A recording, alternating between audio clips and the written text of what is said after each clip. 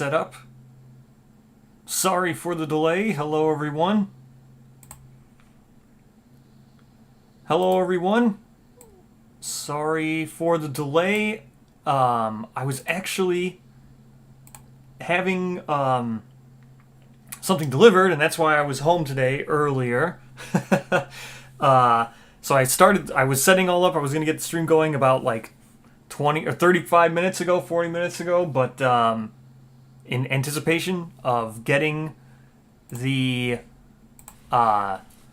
package, right? I was like, oh, look, they said it will be here between, they gave me like a 2-hour window, and I was like, cool, all right, it will probably be here within this 2-hour window. So I started the stream like 45 minutes ago, and then it showed up like right away, right as the window like opened, right when they said, like literally right as the time when they said, which was great. So then I had to go get that package. So that was the delay for the and why I had the stream originally up and then had to change to not being up.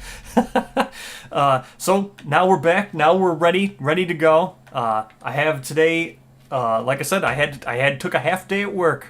I was just because I got a new camera for the channel, and I needed to sign for the package. So, and I was just like, cool, day off. And then I've gotten addicted to 11. So I was like, well, since I'm at home waiting around for this package, why not just play some more 11? So that's what we're gonna do today. Still, same thing that we're trying to do, is just get to like 20, 25, some place just to get started. So we have a baseline for the series. Then I can just start making shorter episodes and do actual episodes on 11 where I've just have goals, but I can't do anything much until I've got at least to 20 or 25. So that's the goal. We're just gonna chill, do some stuff, kill some stuff in Konstadt Highlands, go to Valkrum, probably kill some lizards. That's the what camera I got? A GH5, brand new GH5. So hopefully with the having the 4K camera and everything now, I'll be able to do some actual better shots, get the pictures of minis and stuff like that. I got a lens for it too, brand new lens, so I can actually zoom in on the miniatures, do good B-roll, do all kinds of cool stuff. So I'm very excited to do that, to incorporate into the Kingdom Death stuff. The other thing is, with the old cameras I've used to make Kingdom Death and stuff, like this is a webcam, right? This is just a webcam. The dice rolling thing is also just a webcam. I have the two Logitech webcams. That's what I use for the dice rolls and stuff. But the cameras I had always had were just old cameras, right? Not 4K cameras, nothing like that. And I'd always wanted to branch out and do other stuff besides just like Kingdom Death. So now that I have saved the money, got the brand new 4K camera, got the lenses and stuff, maybe I'll start doing some D&D stuff. Because I always figured if I want to wait to do any kind of miniatures related stuff until I actually have like a nice camera. So now, because I play D&D, I do a lot of. Oh, you got Gorm today, yeah. That's probably a better. That's better than just a camera. Gorm is much cooler. Grats on getting the Gorm. Did you get it at the actual price of the from the shop when they went up with Grimmery and stuff? Grats if you did. If you were able to snag one during that. Let's see what page 2 is here. This is what we want. 4 wasps and lizards. Yeah, the last sale. Yeah, so I do a lot of D&D. I was actually just talking about D&D. There's 2 things I've always wanted to do, which I have done. One is I've converted the Butcher to 5th edition. But not only that, I've made the entire monster card for him too, and I have an entire campaign, or it's like an encounter set around the Butcher.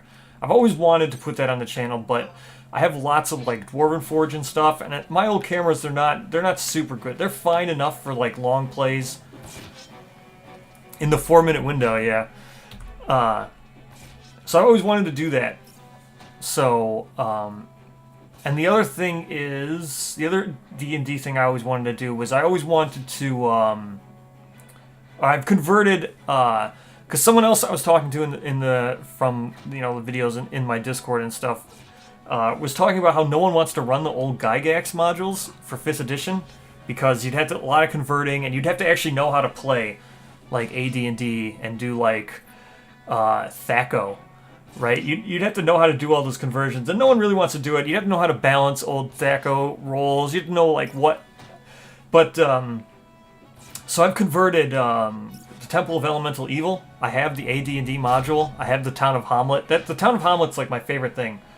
And I converted the Moat House. The Moat House is my favorite encounter ever.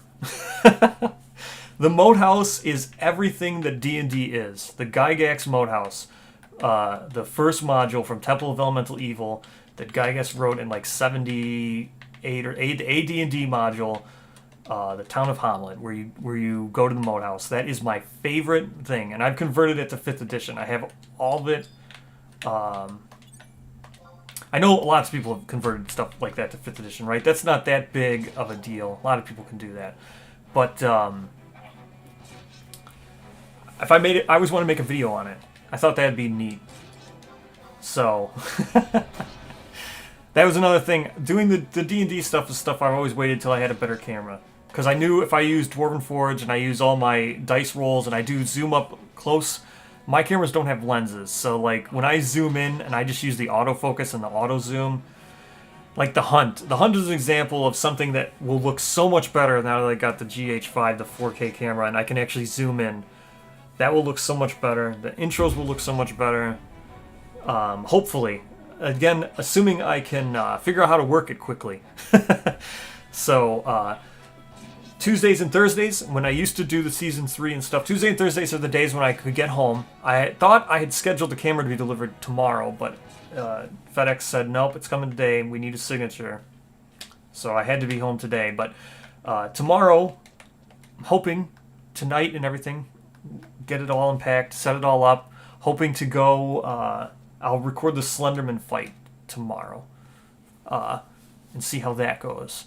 I'm hoping that should be fun. Slenderman fight will continue on. Should be great. So if anybody is just watching and I'm talking to chat, who's here, who has no idea what I'm talking about, there's a game called Kingdom Death Monster. It's a board game. Kingdom Death Monster was designed by someone who loves Final Fantasy XI. I don't know if it was their favorite game. They say that they love open world games, and they play Final Fantasy XI. There's evidence of them saying that they love Final Fantasy XI, and they made a board game, and that is Kingdom Death Monster. Kingdom Death Monster is a very popular board game. That's the other thing I do on this channel, and it has a lot in common with grinding and the MMO feel. It's like the MMO feel brought to a board game. Slenderman in Kingdom Death. I agree, I also love Slenderman. Well, now that I'm not paying attention, I really need to hit. Very close fight right there. As I'm not paying attention to what I'm doing. Yeah, I'm hoping to get it. I have it all here. So I had it, I was just looking at it, right? Yeah, the Panasonic Lumix GX5 4K. So, I'm hoping it works out good. It's got the lens in there. So, I'm hoping that will really be good. Like I said, with a really good lens, I can take actual good quality, like stills and stuff, and actually show the minis and stuff when I paint them. And, you know, actually have a better focus for the Hunt, because the Hunt is sometimes really out of focus, but there's nothing I can do about it because, I mean, it's just what it is. The lights, I've got good lights and stuff. I had already, Season 1 I used low lights. I had bad lights in Season 1, but in Season 2 I can tell the difference. The lighting's a lot better in Season 2. I don't know, when I used to do when I used to do my intros of season 1 behind my DM screen, I didn't have pro lights, but I've since gotten pro lights. So hopefully now with the camera upgrade, I can do different stuff. I agree. I've always wanted to do it. I didn't want to do like a in between, so I felt it would be the best interest and best investment if instead of going in between just to have a 4K camera for the time being and then buy one later. I figured I'll just skip that and just make sure I get one that's good and with highly rating, and I get one that a lot of people on YouTube say works. It fits what I needed. I had to get a power adapter converter so I can do long shot video, stuff like that, so it doesn't need to run off batteries. So I made sure to get everything. I did research. I made sure to get everything I needed. Should fit well with the form of board game content that I do. Oh, no wonder why I was almost dead. I don't have Protect because I'm stupid. Yeah, so now I have a free day. Look at this. Free time. So we get 11 content today is 2. I'm just shocked. As I was just talking in Discord when I originally... am I worried about the Slenderman fight? Yes. Obviously, Slenderman can get out of hand. The strategy for Slenderman is... you kind of want to... Slenderman's really cool because Slenderman you need to group up, right? So I'm going to need... You kind of want your survivors all within movement range of each other. So when he removes himself from the board and stuff, when he does come back, you're within like surge range or something. So you can place him adjacent to someone and still have that adjacency be near another survivor. Because when he removes himself, and then it could happen multiple times, right? Like he could remove himself from the board, and then when he does come back, if he doesn't go back to the center of the board, so basically you want to run to the center of the board, but you also want to be so grouped up that if something does bring him back, like an AI card or something, you can surge and then attack him. And then sometimes his reactions remove him. So, like, if that does happen, you want to make sure you have multiple survivors you can surge with. So then if you notice a reaction that could remove him, what you want to do is hopefully get it in your chain of hit locations. Don't pick it as your first attempt to wound. Attempt to wound, and then surge with someone else. So that card that could remove him from the board is still in the queue of the unresolved hits for the other person, for the other survivor. That way, when the other survivor surges, they won't have that as an option. I think there's only 2 reactions that remove him from the board outside of the trap. But, I mean, if you draw the trap, what are you going to do? It's going to trigger. So that's the things for Slenderman. That's how I plan on attempting to deal with Slenderman. Slenderman level 2, he has more AI card, advanced AI cards that could lead to imprisonment. So season 2, my strategy now, as I'm kind of like a glass cannon, which is unfortunate, but it's neat. It's neat, but I have the, I have to deal with that. So what I mean by a glass cannon is, like, if Kenna or Yisa, well, Yisa's done. That's the other thing. Yisa's gone. She's retired now, so she had a good run. She took out the Lion God. She did her work. She's done. That's the end of Yisa. Yisa can come back, as I say, tomorrow. If I survive the Butcher, or not the Butcher, if I survive the Slenderman tomorrow, I'm going to record the settlement event at the same time, because there's not much I have. I have no resources. I have like 3 basic resources, a couple bones or something, and you don't really get anything from the Slenderman. You get some dark water, but I'm not really going to do anything for the... I mean, I could make a Gloomhammer. It'd be neat to have a Gloomhammer, but there's not really much I can do, so I'll just spend the 4 endeavors I get, or however many endeavors I end up getting if people die or whatever. Maybe just on Shrine or Nightmare Training. But either way, I can't... there's nothing to do for that fight. That way, episode 39 will be the Slenderman fight and the settlement. And that way, I'll end on a nice round number. Episode 40 will be the Watcher fight. Just like season 1 was episode 50. And then, if I do continue, because I'll open up for comments to next episode. If we decide that everybody's overwhelmingly wants to see season 2 continue, I'll replace Kenna with Yisa. So Yisa will be the new Twilight Knight in training. I'll take the same exact rules where someone will always need to depart.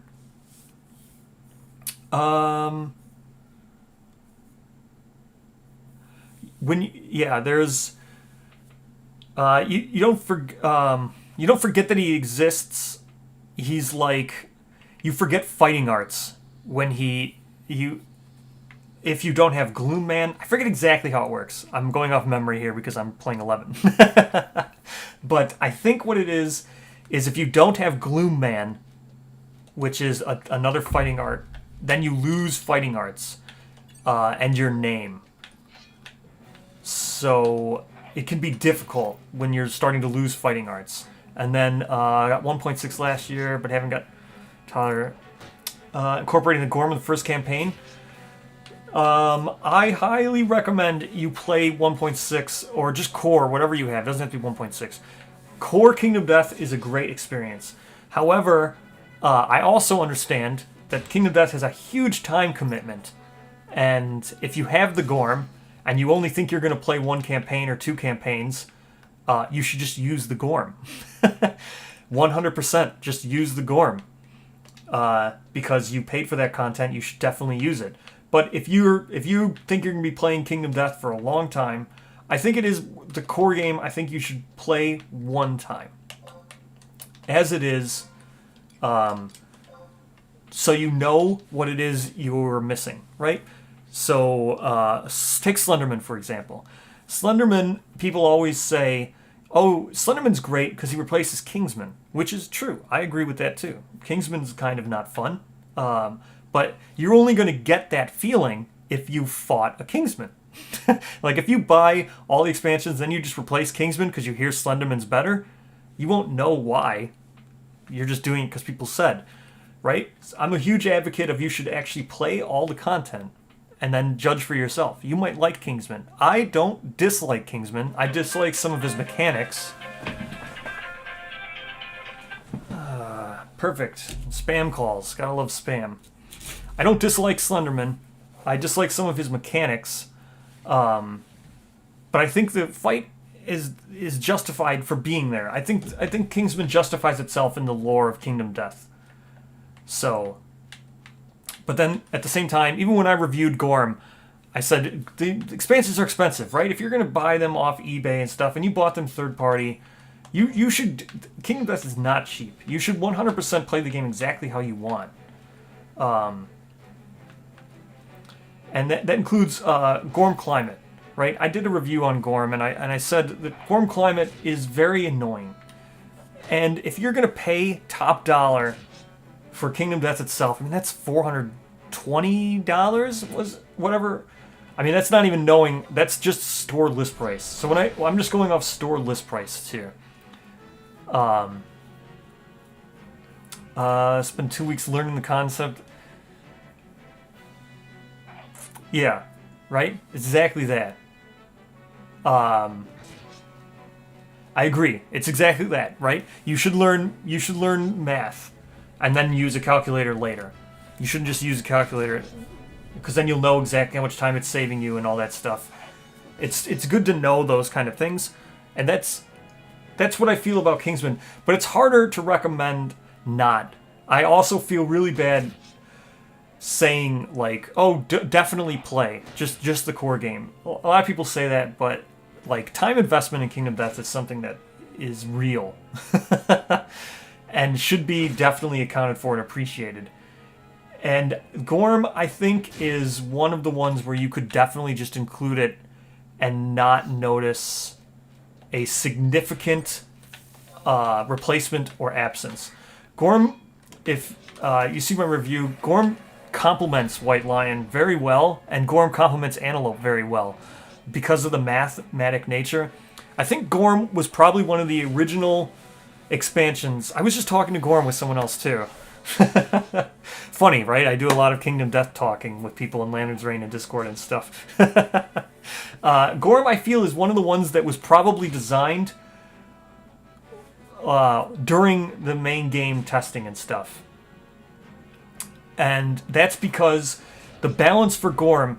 So when you fight Gorm, so Kingdom Death in general, you get three types of resources, right? There's bones, hide, and organs.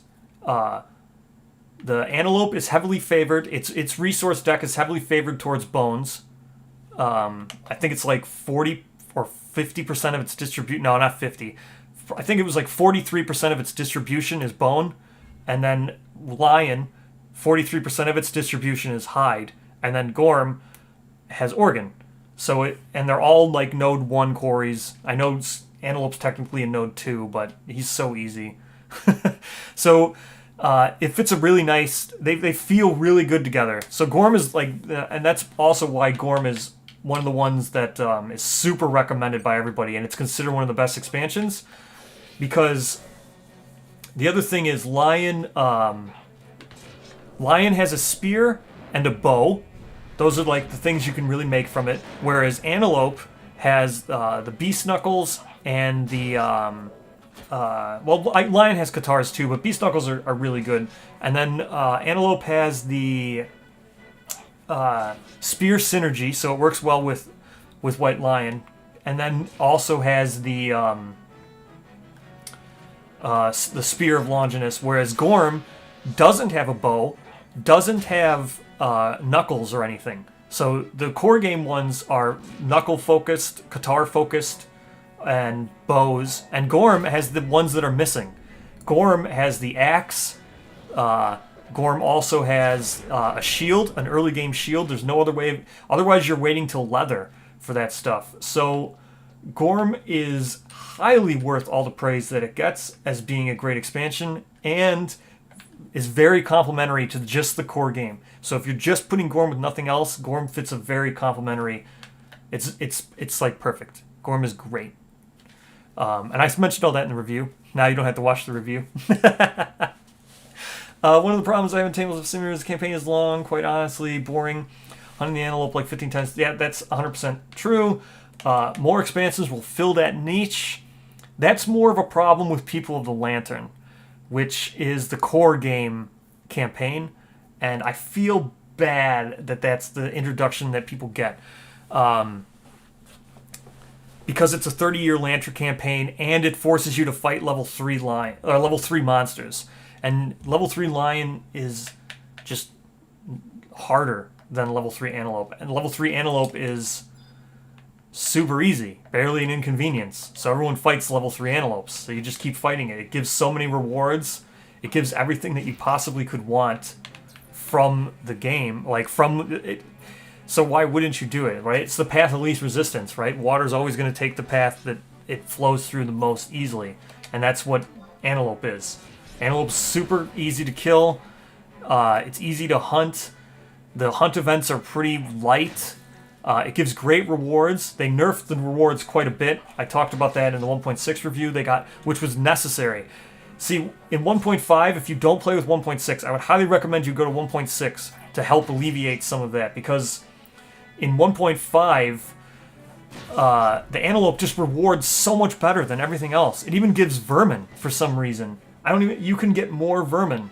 Like it starts with a bug patch. You get 3 vermin for hunting an antelope, whereas you don't get any for fighting anything else, which is just weird. So in 1.6 they took that away, and I know Tabletop Simulator, I don't think any of the core tables have been updated with the 1.6 assets, but I know for sure that the CCG members and stuff have been putting up the 1.6 assets. So for that specifically, I'd recommend getting 1.6. 1.6 is also really nice because it alleviates some of the stress on later Lantern years where you need lanterns, and 1.6 adds 2 lanterns. So so recommended playing. I recommend that you play 1.6. Really looking forward to whether Sunstalker opens up for pre-order. Yes, everyone be aware, the pre-orders are coming soon. According to, so Lantern's Reign is a Discord channel. I highly recommend Lantern's Reign. They have a shop bot notifier.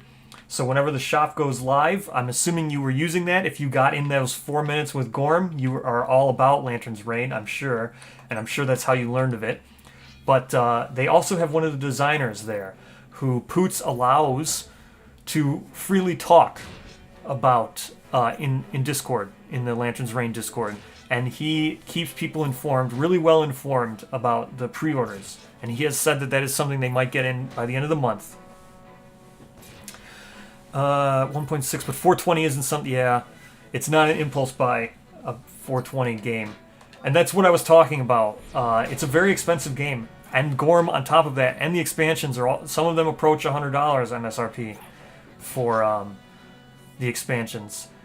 But Tabletop Simulator does offer 1.6. I know it's there. So if you've seen my streaming, you know that I have it in there. I can post the link to it in Discord, because I know you're in the Discord. I can get you 1.6 there. Hopefully you're using it on Tabletop Simulator. Sunstalker opens up for pre-order. It can be the model that introduced me to the whole... Yeah. Sunstalker is a great model. I green stuffed up my Sunstalker's extra appendage. I turned it into a tentacle. I think I showed that off in one of the episodes. Again, now that I have a better camera, I can show that off. I have to show off Lion God. I've also green stuffed up my Lion God. I forgot to show it off in the video. But now that I have a better camera, that secretly was one of the reasons why I didn't show it off in the settlement event. Or the settlement phase. People asked, and I said I would, but I knew I was getting the camera at that point. So I was like, well, I'll wait. I'll show off Lion God next time. I have also green stuffed up my Lion God to help with his 2 problems. I'll show them off in the camera before Slenderman. Mainly what I did was I adjusted his impaler. I green stuffed on a nail head, so it's more looks like a sword rather than what it actually is for Lion God. It is the thing that gets you flagged on YouTube. That is what Lion God is. I know it's not an impulse buy, and it's great that you're using Tabletop Simulator to try it out. Try before you buy. That is a great approach to it. Whenever I review stuff for Kingdom Death, I always try to take into account the price. I always want to make sure that I take that into account, and hopefully my review videos have done justice to that, taking into account to the price. I always try to tell people that, well, you know, I review Kingdom Death with the best of intentions. So I know I recommend Gambler's Chest a lot, but that's because I think we're actually going to get it. I believe we will get it. We will see Gambler's Chest. So I always recommend that as like a thing, rather than trying to buy up all the expansions. Maybe you should just consider Gambler's Chest. And then when I was doing my 1.6, how I would handle 1.6 review video, I talked about that stuff. Yes, that is. I agree with that. It is a great lifestyle game. Yeah, Kingdom Death art has gotten me once already. Luckily, they give you... Luckily, you know what? There's a lot of stuff... I don't know. I'm not a huge YouTube creator, obviously. I'm a very, very, very, very, very, very small niche YouTube. And I know a lot of YouTube stuff, people get around on the monetization and they don't like the monetization or whatever, but I don't know. I thought it was pretty cool. They told me, look, man, you were live streaming and this art happened to be a little bit much. So can you please remove that and we won't strike your channel? And I just agreed within one day. I was like, yeah, sure, I'll just remove the video. So I don't know. I thought that was pretty cool of them. They could have struck my channel. Even say, and I know the price, it's pretty bad business. Yeah, well, yeah. Yeah. 4 minutes. Gorm sold out in 4 minutes. You know what? Gorm is a special case. But I agree, there could be better management of how products are distributed. The pre-order will help with that. That's very cool that he's going to do the pre-orders. It shows an understanding that he knows that bots and resellers. He knows his product is a target for resellers and botting and stuff. So the pre-order is. I'm very glad he did the pre-order. I'm very glad he did the pre-order for 1.6 card pack as well. He seems to be getting better about knowing the quantity of things that he needs. And if you look at stuff like, I know these aren't real expansions, but like Echoes of Death seem to always be in stock. I think they just went out of stock today, I saw in Lantern's Reign. But, you know, Echoes of Death were pretty freely available for the last couple months. You could always get them. Echoes of Death 2 and 3.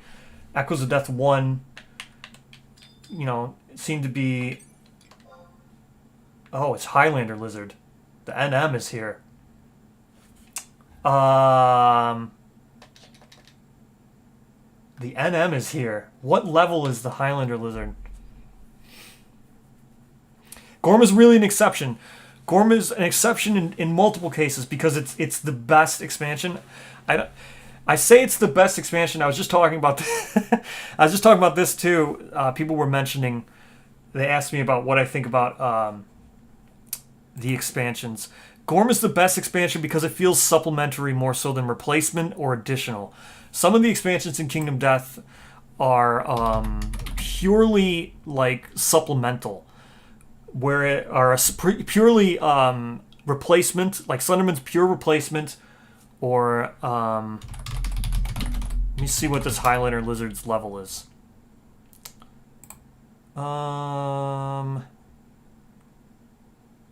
It is too high for me.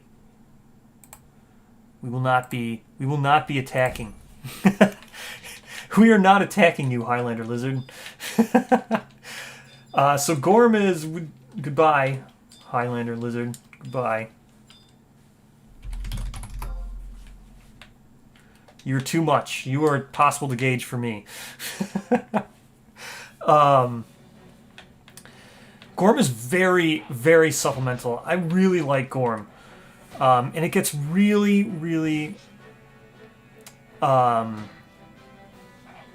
is really, really cool because Gorm approaches things that other expansions should really account for. So, like, Gorm is very early quarry. It's node 1. It's Slenderman, or Spooter is node 2 and directly replaces the Antelope, which used to be convoluted. Going down that road was convoluted because you needed the Antelope for a lot of things. So it was like highly recommended by a lot of people. I would recommend it as well, that you do not replace the Antelope with Spooter. You still use the Spooter. And now with 1.6, that's kind of alleviated. It doesn't completely fix cooking, but you know, it is what it is. What can you do, right? But Gorm adds a lot. So let's say you were attempting to replace White Lion with Gorm. White Lion adds Cat Eye Circlet, which you can get around with Gorm, right? You can use the Wisdom Potion. Or, oh, I'm silenced. That's not good. You need to die soon, Miss Lizard. You were not dying, so we're gonna have to run and hope I don't die. Now back to paying attention to me running. I think I'm gonna die to poison, yep. Okay, so I wasn't paying attention. I was talking too much about Gorm. Okay, Selbina. Yeah, Stone Circle now, they used to be rewarded from the Antelope. No, Barber Surgeon used to be rewarded from the Antelope, but now you can get it via Organ Grinder. You can just build it. And Barber Surgeon had a lot of cool gear in it, right? Barber Surgeon had, what's wrong with cooking? Cooking is dependent on the Antelope. So if you were to if you were to cut antelope out completely from your campaign, you could not make 2 of the 3 recipes because you need the beast steak, and then what's the other one? Beef steak, and then I think there's like a, I don't know, either way. The best cooking recipe requires the +1 evasion cooking recipe requires beef steak, and then there's another one that requires the bladder. The other one requires bladder, and both of those are from the antelope. So if you remove the antelope straight up, then you're not going to have. Then you won't have access to all the cooking recipes that you should. It seems weird you would just replace a monster with another. Wouldn't the expansions, expand the game? Yes, that's why Gorm is an exception.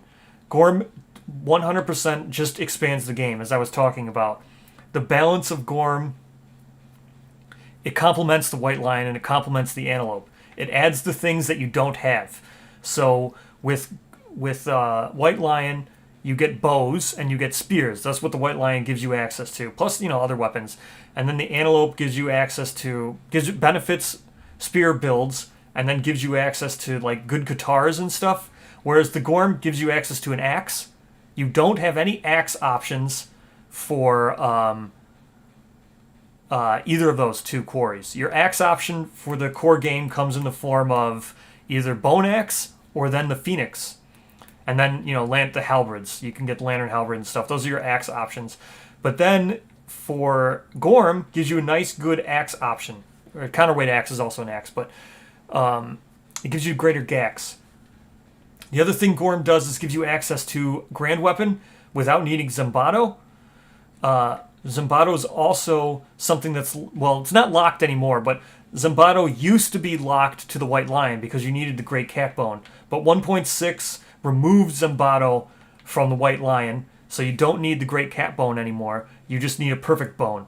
So that's good. That's a good change. Now the earliest great weapon or grand weapon is not tied to the lion. You can get it via just having the game. Yeah, counterweight axe. I forgot about counterweight axe. That's also an axe. So those are the 3, but counterweight axe, you need weapon crafter. So it's not something you can just do right out of the gate, right? And a lot of the build stuff is, like, at least for me, I like having access to things so I can build it right away. Because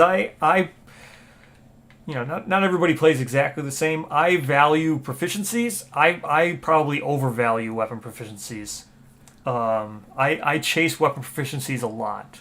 I put a lot of value on fighting low-level monsters to begin with to max my proficiencies. Like Fist and Tooth. In Season 1, I went Fist and Tooth, Bow, and Spear. And then Season 2, I went Twilight Sword, Regular Sword. Yes, it's all prep work for the node system. That is exactly what it all is. Removing these weapons from their monsters helps in the long run. So, for an example, with Zimbato specifically, it's a grand weapon. It used to be tied to the white lion. So you could put in Gorm, and then Gorm gives you the giant rib blade, which is another grand weapon, but you can get it right away. Gorm also gives you shields, which the first shield you'd normally have access to is leather. Leather shield is your first one. So having knuckle shield is also great. So Gorm it's just super complimentary. It feels like it almost should have been part of the game. It alleviates you needing to fight the lion like 5 times before the butcher. It also alleviates you needing to hunt antelopes all the time at the end of the game because level 3 Gorms are good. They're actually good to hunt. You get Gormite. There's endgame weapons attached to it with the black sword. Okay, I'll get into that one real quick about what Clark mentioned on the Gambler's Chest. I'll get into that. Let me just go back to, do you keep your cards in organized deck boxes inside your big organizer? I do not. Yes. So if you're using the same exact one that I have I have the other one right over there. It's got stuff on it.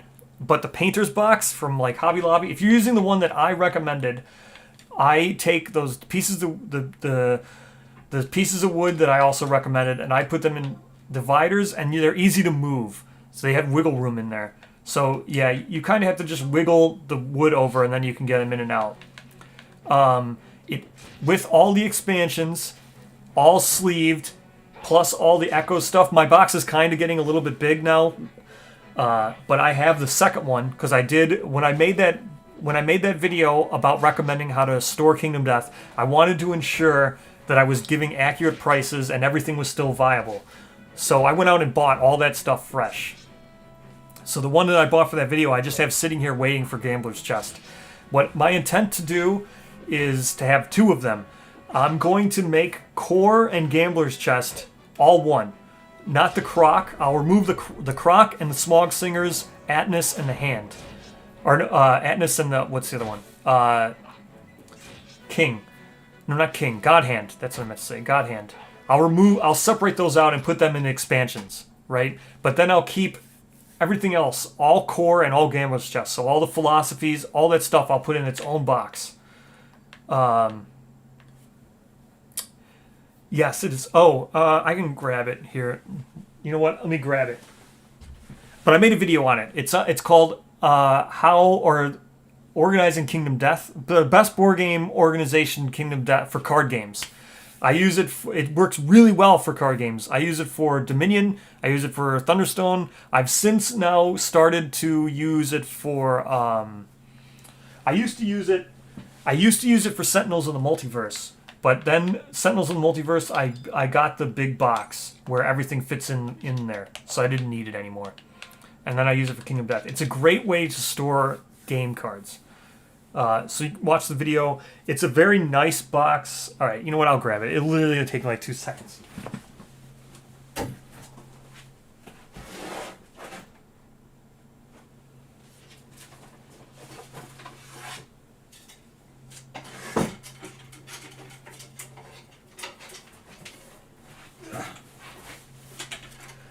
Yeah.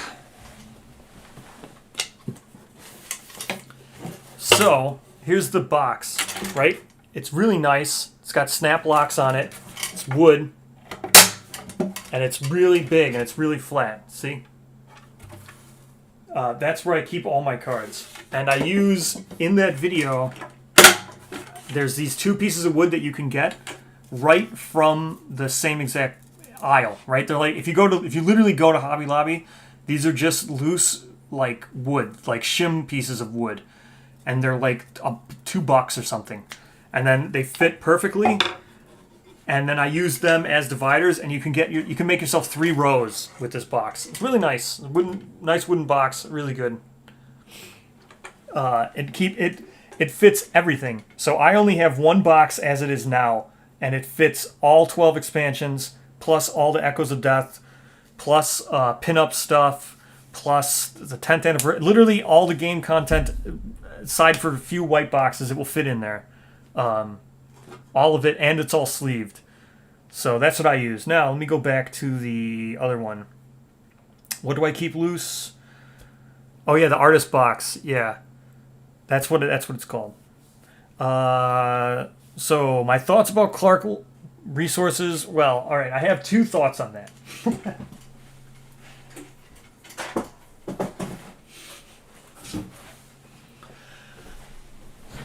So,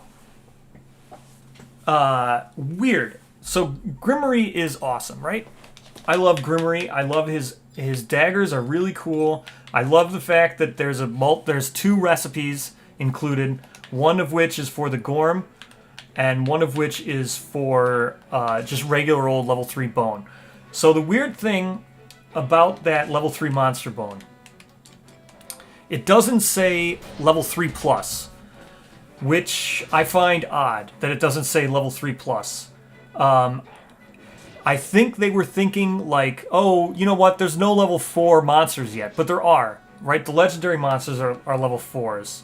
So I think it's kind of odd that you need to now track the level of which the monsters things are. It kind of adds a little bit extra bookkeeping to it, on the record sheet and stuff. So that's kind of a little bit odd. But, however, I think going forward, I think it's going to be a great system because it will be designed around it. So by that, what I mean being designed around it is I think the bones, or these level 3 bones, level 3 resources, level 2, the level specific resources will be named. Or at least I hope they are, right? So it won't just be a level 3 bone, just at random. Just whatever it is, you killed level 3, now you've got the bone. It will be a specific one. Like, it will be a rib level, it will be like a dense rib, or something that you will know is from a level 2 plus, right? And then it will be something that you adjust the deck for. Oh, lizard skin, awesome. This is where we need to be. Then you adjust your resource decks, right? It's like, okay, I'm gonna fight level 1. Let me pull out all the level 2 and 3 resources, and I just know I won't have access to this specific bone. But then going forward, when you fight a level 2 or you fight a level 3, all those resources will be in there, and you'll know what they are for the crafting recipe. It won't just be a very vague thing. So I think going forward, it will be a very cool system, if that is what it is. It will make, it will put value on hunting different things, right? Because as it is right now, level 2s are very rarely fought. I don't think I really fight very many level 2s. You just fight a level 1 because, the level 2 is like a difference of 1 reward. And if you've been watching me play Season 3, the difference is very small because I've been bringing the scavenger kit. So, I can fight a level 1. I can fight a level 1 line and be done in like 30 minutes and have 1 less resource than if I would have fought the level 2 and take me like an hour and maybe even lose somebody, right? And that's a problem that the game has, where why bother with a level 2 and put so much risk when you could just fight a level 1 2 or 3 more times and then go fight a level 3? Why not just do that, right?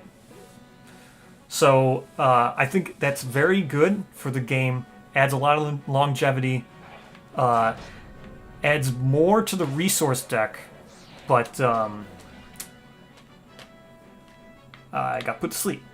So I think it's very good. I think it's a very neat thing. A little bit weird now, where they just say any old vague bone. Adds a lot of weirdness and vagueness, because who's to say that the level 4 monster isn't a level 3 bone, right? You can't interchange them because it doesn't say level 3 plus. Remedy, that's good. But I think it'll be very neat going forward. I do enjoy that aspect of it. The monster-specific resources decks is a very unexplored area right now. They're very static, right? There's no difference between the level 1 and the level 3 as it is right now. The only difference is the strange resource deck and how you gain them via criticals and stuff. And doing it that way is problematic. So, for example, I'll talk about the Gorm. The Gorm, the Riot Mace, is absolutely the best mace in the game, right? It's up there. It's one of the best maces you could possibly get. And because the resource decks aren't divided by level, they're just divided by, if you get the death blow, you get this strange resource, right? And the Riot Mace is on par with a level 3 monster weapon, right? It's something you should be crafting when you're way late in the game.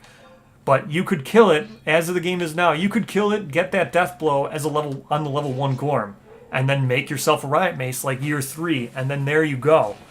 So the solution of the monster level resources that are in Gambler's Chest that Clark was talking about is a much better fix than the strange resource via a crit location on a death blow. It's a much more well-balanced system than that. So I approve. I think it will be great. It also allows you to do different, named recipes, right? So, as it is now, examples of this are Spooter. Spooter, you can't even complete his base set until you fight like a level 3, which sucks, right? That sucks. Why would you want such a low-level quarry that you can't even make the full armor set from until you fight a level 3, right? It's not really replacing anything then. It's just locking you out. It's making it worse than hunting like a lion, because at least the lion you can get the full set. So, with high-grade resources, you could have just had that, instead of locking it to say, oh, you need to kill level 3, then you can get this specific then you can get this specific recipe. Now you can just say, you can get this resource, and it could be in a level 2 only. Maybe, and level 3 might reward it at the end, right? Antelope did the same thing with the legendary horns. It's another strange resource that's only attached to the level 3. Good, in theory, but it really limits what you're going to do, because now it just limits you, it gates you out of that content until you just do a very specific thing. I'd rather it be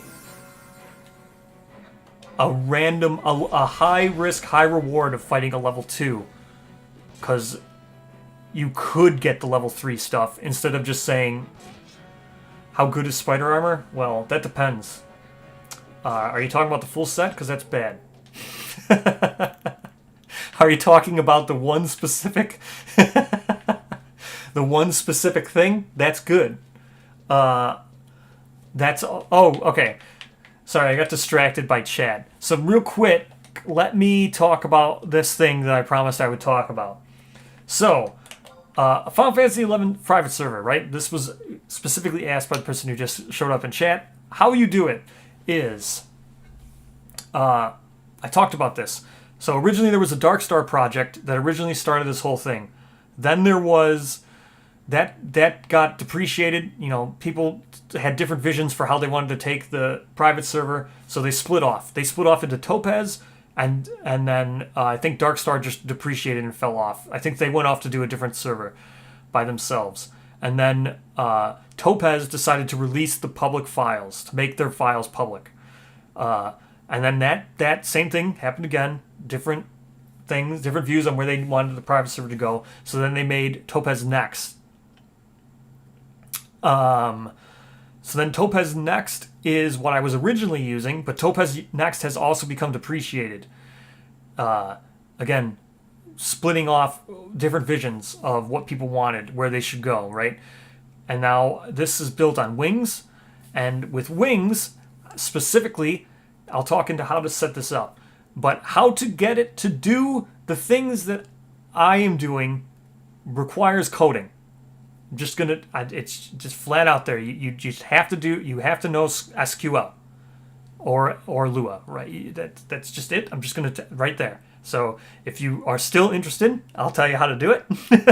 Or if the fact that you will need to know how to code to do some of the things that I will have in this version of the game that I am playing, that's it. So I'll tell you how to get it set up. You will go search for Final Fantasy XI Wings. They have two things. One is a link to their games installer, which you can play on the private server Wings, which is a great private server. I highly suggest. It looks like it's one of the best. If I were to return, I don't want to say, let me rephrase that. If I were to return to the game, Wings is very, very, very era accurate. So that would appeal to be my preference. It would be the best for me. There are other private servers that have level 99 and trusts and all those things in different era. I want the 75 era, so I chose Wings. So I can help you talk about Wings, because that's what I would choose. So whether it's best or not, that's a different opinion. For me, it appeals to me the most. 75, so you go to Wings, you want to search that. They will have two things. They're going to have their link to their game, which is their private server, their games installer. You will need that. It modifies the game to look like 75 era, meaning they've altered some of the files to remove things that are out of era, right, that aren't part of Wings. And when I say era, it means launch until the final update before Ahalun, or I think that however you say that, Aluin. So you'll need that because then you'll get the files modified. That's what took me a minute to get it started. And then after that, you need to then there'll be a Git link to where you'll need to Git bash to get all the files on your computer. They have a tutorial on their wiki where the Git bashing and how to Git bash it to get it on your computer. Then you'll need, I can only talk through how it runs. I think there's a tutorial of how to do it for Mac. I don't know how to do it, but for like Linux and Windows, you'll need certain programs. Most of them are SQL related, and there'll be links to how to get it, what you download, all that stuff. There's directions, go step by step.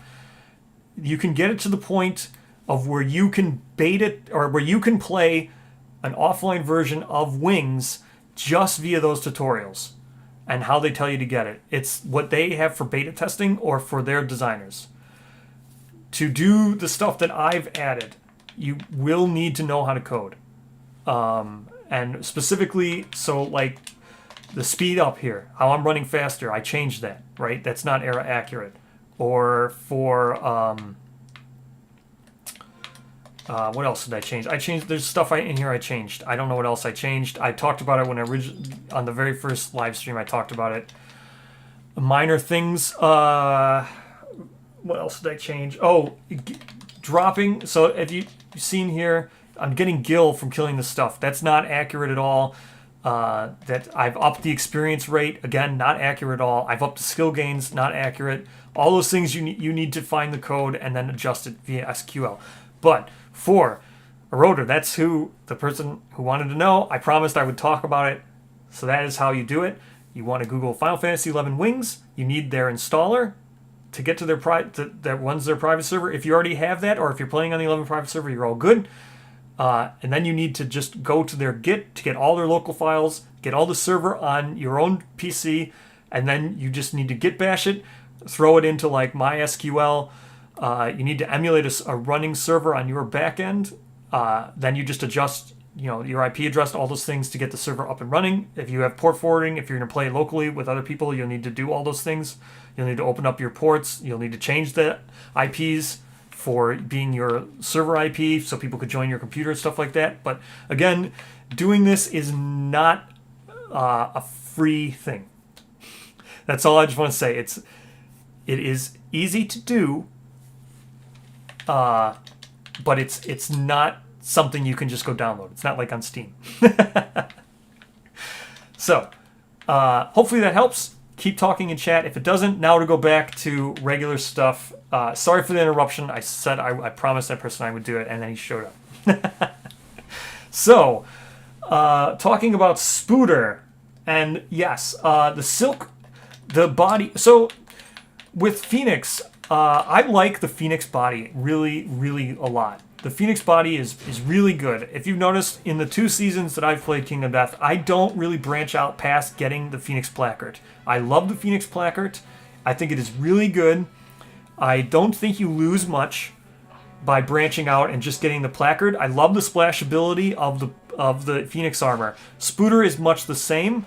The affinities, like the putting the gear grid affinities and stuff for Spooder are kind of hard to mess around with, right? They're not very friendly. It's hard to link up those affinities, and therefore building the entirety of the Spooder armor, I don't know if you would ever want to.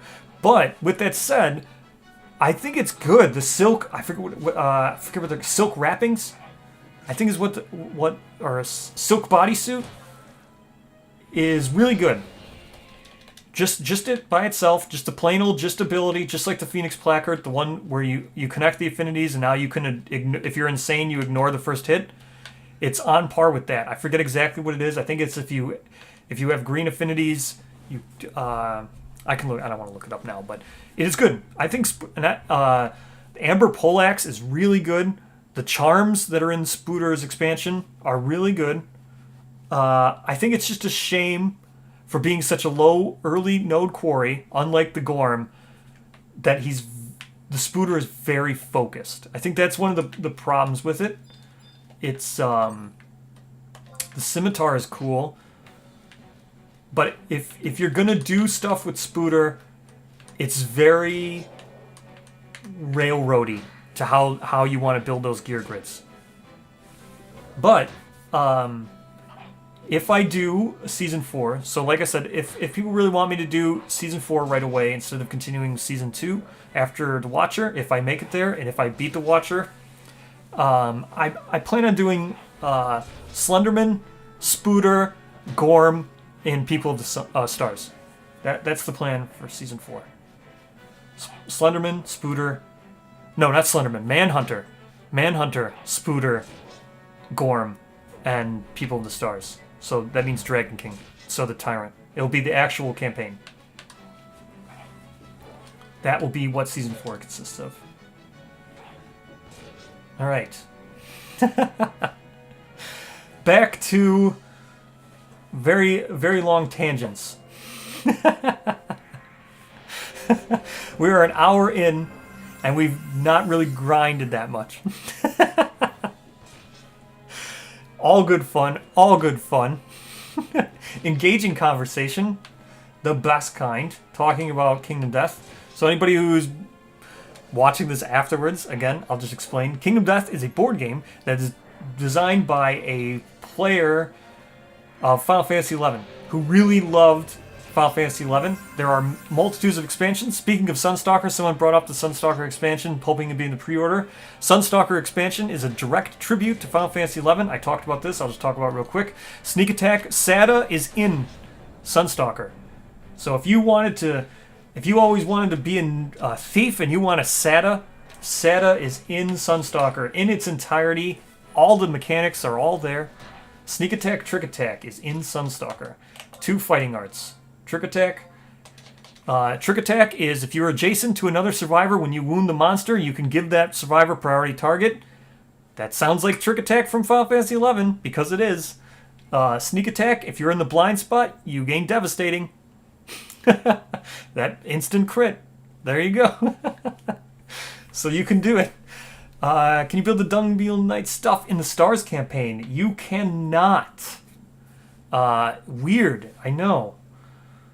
The other thing is, I'm open to playing anything else. How different is People of the Stars versus People of the Lantern? Let's talk about how different is People of the Stars versus People of the Lantern. I guess the easy answer is very. Very different. There's no Watcher. So the reason why Dragon King is always so highly recommended is because Dragon King is its own campaign. It's one of the reasons why also that I have a hard time really saying what's my favorite expansion or rating the expansions. They're hard to rate because if you compare any other campaign or any other expansion to Dragon King is like a 10, and then every other expansion's like a 5. Dragon King includes an entire campaign, complete with new intimacy tables, new fighting arts, new saviors. It has its own nemesis included. There's a Sunstalker campaign. People of the Sun doesn't include a nemesis. Yeah, the Dragon King stuff, you can't build it because of the story. You can't even fight Dragon King until the very end of the People of the Stars. There's unique abilities, new impairments. People of the Stars is so cool. It's completely different than People of the Lantern. The only thing that it shares with People of the Lantern is the fact that it uses Kingdom Death Monster as a core game. So, but what I mean by that is, you're obviously going... Alright, we're level 18. We're grinding here. We're still grinding, despite chat talking and not paying attention to me dying twice. We're doing it. We're doing it. It's... People of the Stars is very cool, right? It has a very good story. It doesn't end like Goldsmoke Knight. It doesn't end like People of the Stars, or People of the Lantern, what I mean. It has an ending. It's very cool. It's very different. there's a whole bunch of different abilities, right? So, you know, in People of the Lantern, there's rare stuff that you can get, like crystal skin, right? These things that make survivors unique upon themselves, right? That you have to seek out and find in People of the Lantern. Crystal skin is a great example of that. You get it via mineral mine, or the mineral gathering. And then that makes the survivor really stand out when you got stuff like that. People of the Stars is filled with that. Like, you're born, each survivor on the different intimacy table is owned with a different surname. They're all going to have their own very unique abilities that are granted to them when they're born. The lineage is a very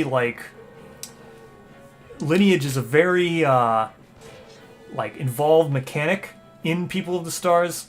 Yeah, you're still not finished with People of the Lantern, but I'm glad you kept going. That video, I know, I'm gonna get that video out about luck and stuff. I had the final discussion, Discord chat. I had it signed up for today. Since I knew I was gonna be off, I was like, yeah, let's do it. Person had to cancel, so I'm still waiting on one more person. But that video, I'm gonna get it out. I've talked to so many people. I've talked to like 8 people.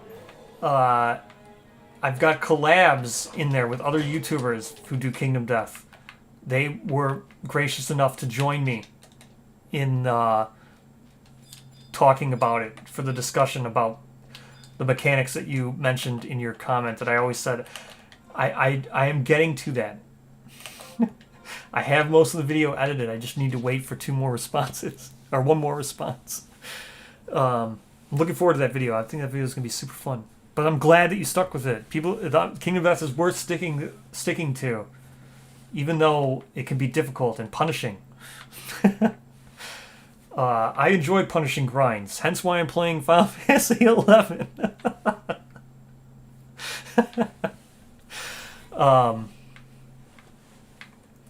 But I'm glad you stuck with it, and you're glad you're going to continue through. I think it is well worth the journey. It is well worth the end.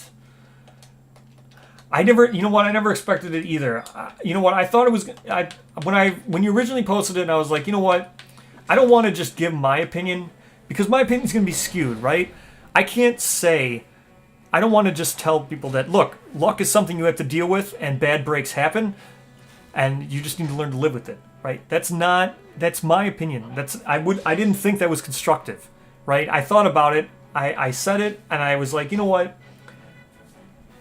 Let's do what I'm in a unique position, right? I'm in a unique position where I can get you multiple opinions on this topic, and it's a topic that's worth exploring. So I reached out to multiple people from within Kingdom Death to get them to talk to me. And happily, everybody I reached out to decided to do it except for 2. 2 people did not want to do it. The one just never responded, the other one just declined because they didn't have time. So that's fine. But the people who I did, so I was able to reach out to the people who do the CE, right? They agreed to talk to me, so you'll be able to get the opinions of people who make the tabletop simulator mods and stuff, and who make the CE version of the game, and what they think about luck in Kingdom Death and the punishing amounts of random events, and roll a 1 and lose everything, right? Like that stuff. So luckily, the 2 designers from CE, I'm lucky that I'm also in a position where I can get you feedback of people from CCG, right? So I was able to talk to the creators from CCG, the people who've made the Harvest Worm, people who do playtesting for CCG, people who designed Storm Knight and Drifter Knight, right? And the Forsaker Sisters. So I was able to talk to all the designers from CCG. They all agreed to talk to me. Who are people who's going to talk to me? So, the only YouTube collaborators are Hit Points Gaming. Hit Points Gaming was cool enough. So, they will join me in the discussion. I have all their video. They have already done it for me. I have all of it, just ready to be edited up. They offered a very unique take on it. It's going to be so cool I was able to talk with Hit Points Gaming. So they are in the video. Again, all the CCG members. I've got, specifically I wanted to talk to designers. Yeah, no problem. I'm glad that was helpful. I'll probably do another stream. The reason, so just quick, let's touch on Final Fantasy 11 since this is a Final Fantasy 11 video. I do really enjoy Final Fantasy 11. Final Fantasy 11, the greatest parts of Final, so here's the odd thing, right? So with Final Fantasy 11 is a lot of people enjoy the struggle, right?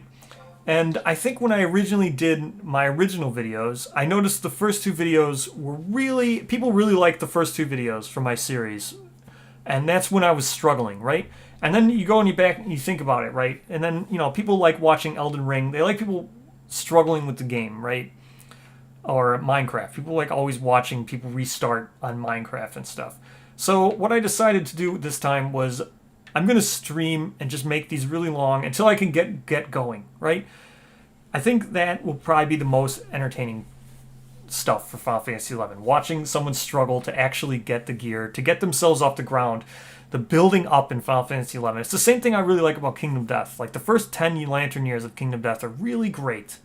That I think Kingdom Death, if you just replayed the first 15 Lantern years, it'd be great because those are really hard pressed struggles. Those are really hard fights and stuff, and the building up process until you strengthen yourself out, getting enough gear till you can stabilize. I think that is where sandbox games really shine. So that is why I wanted to do this with Final Fantasy 11 this time. I'll probably stream until maybe until I get to like level 30s or 40s or something. And then I can go back to just episodic content where I can be like, hey, let's go do BCNM 20 and 30 and we'll see what we get, right? Then I can just do episodic content. There's no necessity for me to stream anymore after that because it will just be me crafting and trying to get gear and stuff, which is cool and fun and all. I mean, but so that was the goal with this. Yes, it takes a lot of work and time. Final Fantasy 11 does. And I don't mind the grind. This is another reason why I wanted to make sure I got vast input on your question about is Kingdom Death worth sticking to, even though it feels so random and you can just get totally screwed by dice rolls and stuff. And it was super fun. I'm so glad I did the... so glad I was able to talk. So I'm really looking forward to when I can... looking forward to that video. It's taken me a month to put forward. Originally, it took a while for Hit Points Gaming and I to find time. And originally, they were going to just do a Discord call. I was going to do a Discord call with Hit Points Gaming, but you know what? They have their own fan base and stuff, and I wanted to make sure that they did it the way they do their stuff, right? So then I asked for them to just record their video like they would record for their channel. And then, you know, then it was Corey and Andrea doing it. So you could get both, so both of their takes are in there. And that way, you know, it's recognizable footage because it's their footage that they use when they play Kingdom Death. So that was really cool of them to take the time to do that. The other ones too, I'm really glad that the designers decided to talk to me. Oh, Tennis Dude, the admin from Lantern's Reign, Tennis Dude also took time out. That was really cool of him. So Tennis Dude will also be in it. I've already recorded with Tennis Dude. He's a really nice guy. So thankful he did it. Like I said, there's some people who turn me down for their own personal reasons or whatever. But you know what? I'm happy that I get to share that. So many people from the Kingdom Death community. I'm glad they all decided to do it. So, like I said, the founder of the CCG, the guy who runs the Patreon, the founder of the CE team, the designer, the guy, you know, the guys who work on CE, the community edition of Kingdom Death, they're going to give input as to what they strive to do with community edition, why they made the changes, what they think about luck and bad rolls, why it's so heavily focused in the game. It was cool discussions. Like I said, I'm glad that I decided to make more of it than just respond to the comment. Because I could have just responded to the comment and just given you my opinion. Yeah, Drawing Plague. Yeah, His comment, your experience was so oof, man. I felt so bad for you. Yeah, what'd you get? You said you got murder, no, plague into murder, into Kingsman. Oh, rough. Those kind of gotcha moments are rough. Plague, no, murder into plague. I forget exactly what your string was, but it will be in the video. Your comment will be in the video. I gave your comments to everybody too. I didn't give your name and everything. I just said, here's the comment that sparked this conversation. So everybody read your comment as well, who I had included in the video. So they know the horrors that you lived out. Which is rough. I think it was right. I think it was murder. You said it was murder into Kingsman, into plague, into murder. Oof. And see, those types of gotcha moments are rough. But they're fun. And that's why it's good to get a different opinion. Because for me, like, I roll with the punches and stuff. Like, if I make a mistake, I'll set it back and I'll just be like, man, that was stupid.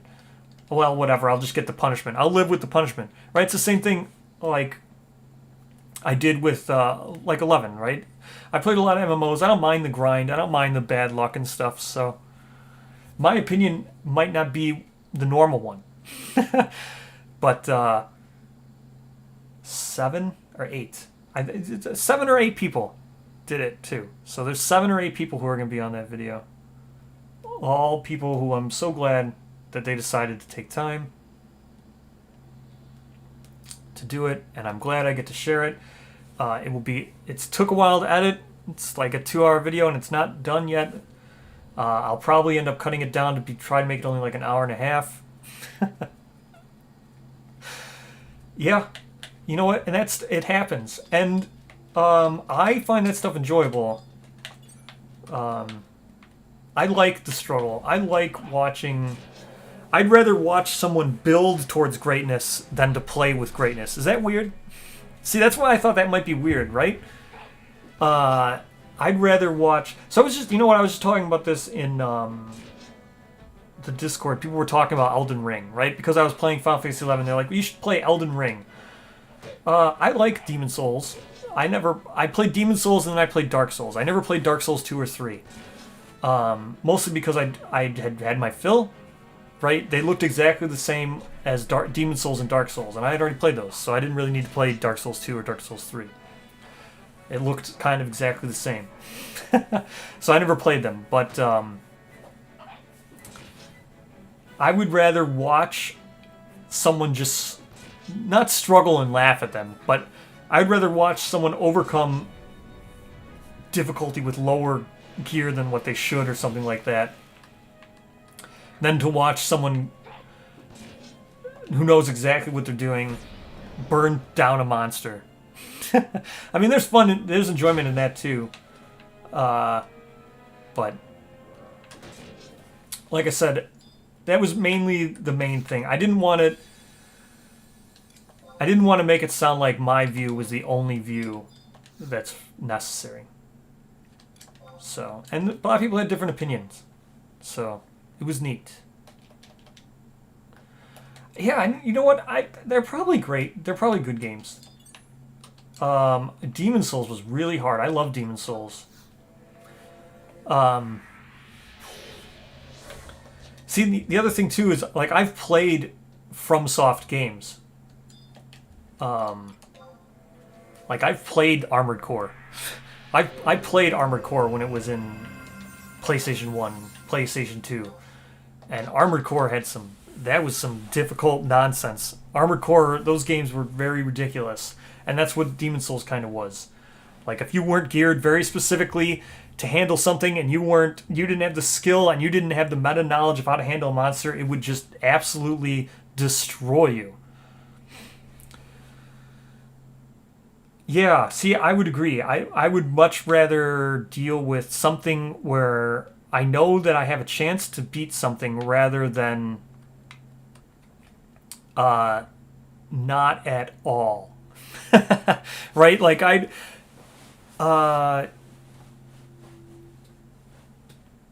oh, yeah, that can also happen. Unwinnable situations are not something that are fun to be in. and luck can put you in those situations. Bad dice rolls and stuff, and that's just not fun.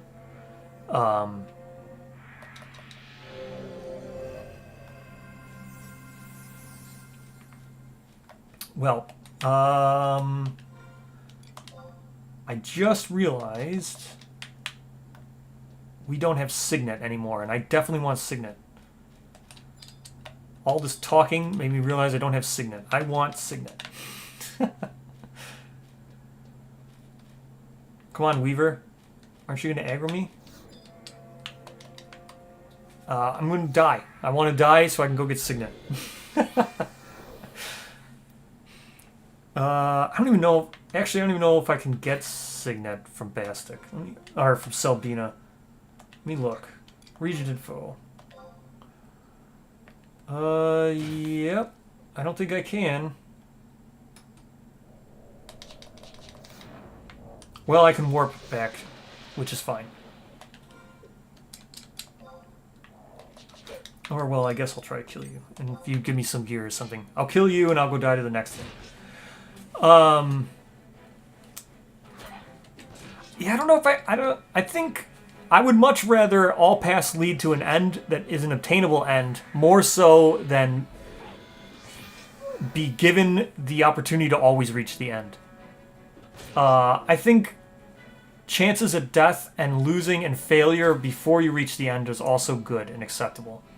I don't think reaching the end should always be a guarantee.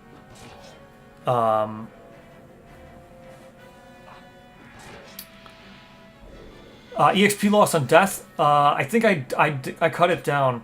We'll check how much it is when this guy kills me. I don't know if this guy will kill me. EXP loss on death. I can remove it. I did look at it. I just don't think I care that much. If it's only like 1,000, meh. I can deal with 1,000 EXP loss. What's more is I would much rather this guy drop me some armor. Or maybe a spell or something. But that seems like out of the question. Yeah. I think I just need to go... I just need to get back to Bastic. So, that's where we're going. We're gonna die fighting.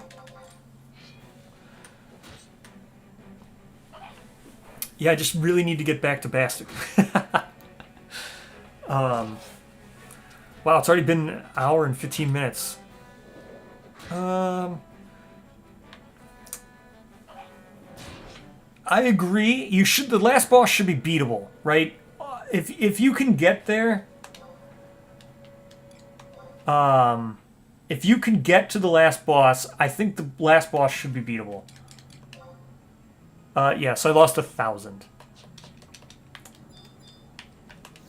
So how much does it cost for me to teleport back?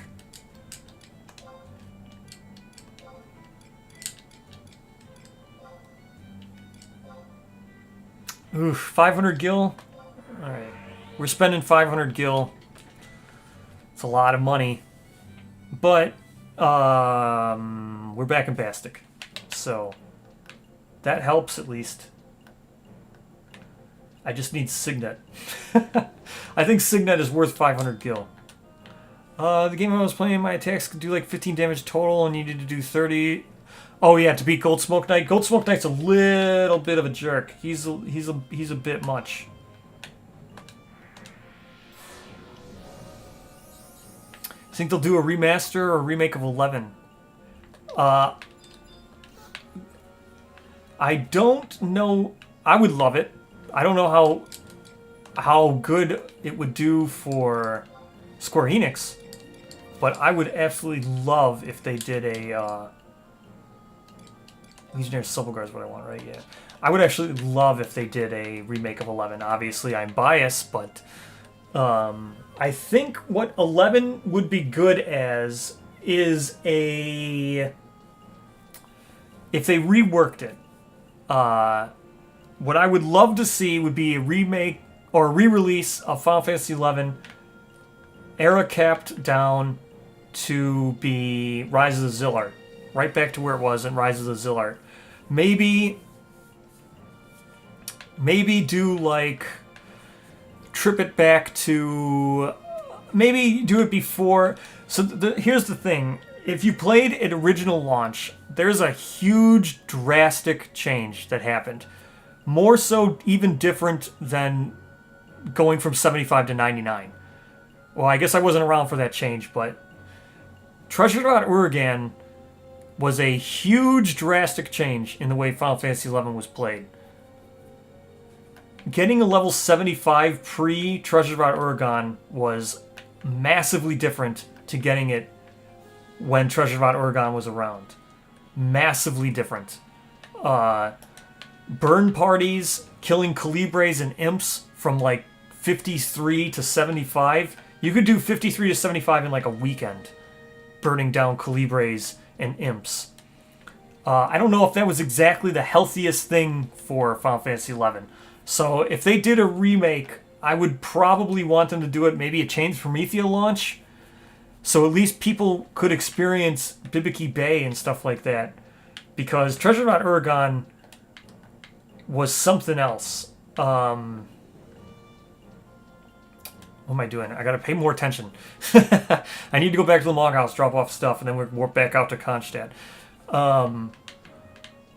So I don't know if I would want that to be like that. But I would really like for it to return in the state that it was. I think there is room for a difficult MMO. MMOs now, to me at least, from the ones that I've played, see, I haven't played Lost Ark or whatever, but it seems like Lost Ark is pretty much going to be the same thing from what I've heard people saying from Lost Ark, and I know 14 is like this. You pretty much solo your entire way to endgame, and then when you get to endgame, that's the only reason to ever play with anybody else. There's literally no reason to ever play with anybody else until you get to endgame. And then, once you get to endgame, you can either... That's true, but, like, man, those Calibres and Imps, man, that changed the entire game. I remember when people found out Mamulja, and I remember when people found out where you were. No, see, I don't think they would. I think 14... I don't know if they would remake it. I don't know if they would. It'd be nice for them to do it. What I could see happening is for them to rework it rather than remake it or re-release it. I think what they should do is release it in the state it was, but release it with trusts and stuff. Yes, I know, it is still getting updated. Release it with trusts, the trust system that they have. But just release it capped down to 75.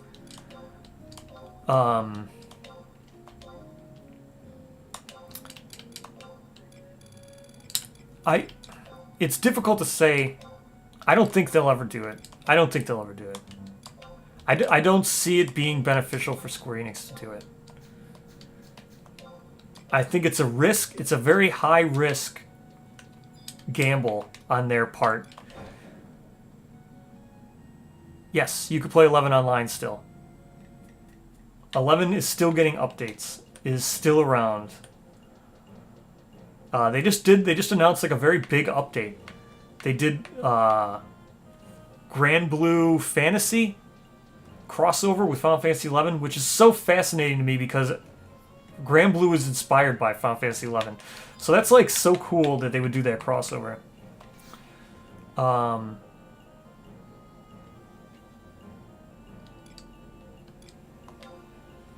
much does it cost for me to get out there? 500 gil to go out to Selbina.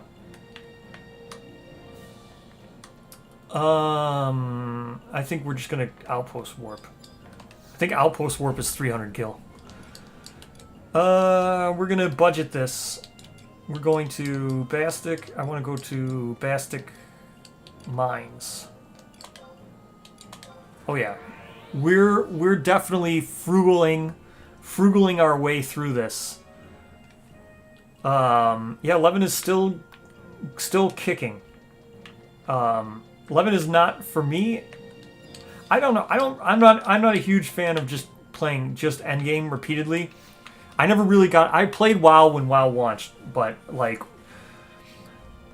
WoW, I could tell right away what WoW was.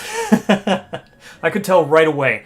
As soon as the very first raids came out, where they had like raid 1 gear, tier 1 gear, right? Then you go and you do it. I think it was like Ragnaros. I forget what the very first raid was, but I played WoW when it launched. And the second raid came out, and the second gear replaced all of raid 1. Is when I quit. I was like, well, I can see what this is going to be. This is just going to be endgame farming, and every single patch is just going to tier up the armor you're getting. So that's when I quit. Instantly.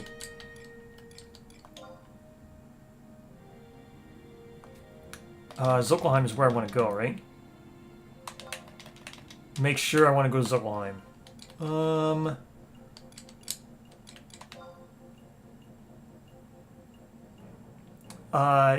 Yep, no problem.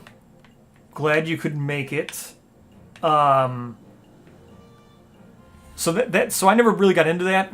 And that's what 11 seems to be now, where you'll... Yeah, I want Zolk'alheim. Where you do the... You just get to endgame, and then you grind endgame over and over and over, and then, 2 or 3 months, the next patch comes out, and then the new gear is just the same thing. It's just better. I was never a fan of that. That's why I quit WoW after like the second raid was introduced. That's when I just quit WoW. I was done with WoW at that point. So, I could have death warped. I should have probably death warped here. Oh well, 300 gills, not super bad. So I would love to see 11 come back in a state where it actually encouraged playing with people. And it's a gamble. It's probably also why Square Enix has never cracked down on these private servers. Right? Because if you look at the track record of Blizzard, but then again, Blizzard's a horrible company. So, Activision or whatever. But if you look at the track record of Blizzard and what they did to private servers and WoW, they knew they were going to make WoW Classic. So they really cracked down on the private servers. Whereas Square Enix hasn't really messed around with this stuff. Probably a pretty good indication that they have no plans on re-releasing 11 in any state. So, I think 11 would serve very well if they reworked it into an offline game. A great example of this is Final Fantasy XII. If you've ever played Final Fantasy XII. Final Fantasy XII was built off of the Final Fantasy XI engine. So, Final Fantasy XII is an example of what the game could be in an offline state. And that would be an interesting path to go down if you wanted to re-release 11. 11 is still going, so they're not going to... If they do make a solo version of it, they're not going to do it while 11 is still live. The other thing is... They don't really seem too keen on remaking a lot of their Final Fantasies. They do a lot of them, but like the ones like PlayStation 2 era, they didn't really do. They do HD upgrades. But like 7 is like the first one they've invested in. I don't know. They've never released any kind of second edition of 8. Not that anybody would really want to play Final Fantasy 8. I don't know. I like Final Fantasy 8, but yeah, they could retrofit it. See, that I don't know if they'd ever release it in an MMO state again. But that begs the question of how in depth do you want to do it? You could re-release it in a pretty good state, like these private servers do, and then just have it work like peer-to-peer hosting, right? Lots of games do peer-to-peer hosting. Sucks. Grand Theft Auto Online, I think, does peer-to-peer hosting, right? Where you join the host's game, and it's peer-to-peer that way. So you could do like instanced servers You could release it in a state where you could open your game publicly on Steam or something, and then you do instance servers or instanced servers that you self-host on peer-to-peer sharing. It's a risk, but I don't know if Square Enix would ever want to go down that road. But that's another road you could do. It'd be a very interesting one. 11 is a game that should not be lost to time, in my opinion. I think 11 is a great game for what it is, what it did, and it would be a shame that a lot more people don't get to try it in the old state. Let's see. If I can kill these things.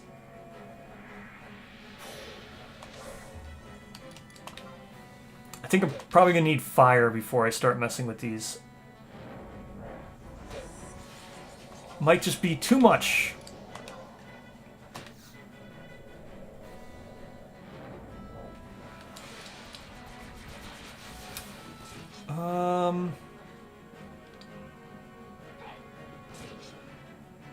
Oh yeah. It's very dull by modern standards. But that's why I don't think they'll ever redo it. But it's a shame that more... Yeah. I mean, there's no doubts about it. Final Fantasy XI is super dull by modern standards. There's no way to gloss it up. It would never make it. Players wouldn't accept it. It would be deemed... But see, then again, I don't know. Like, you get, like, Demon Souls and stuff. They come along, and people seem to love when those games are overly punishing. The difference is 11 isn't overly punishing, I guess. Oops. Ugh. Gotta run. Not gonna be able to get away, I don't know. Gotta, hopefully... Whew. I think I might be able to zone because I tried to do a TP move when I disengaged.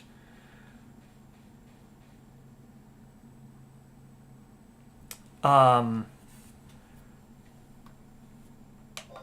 it's a shame. I think...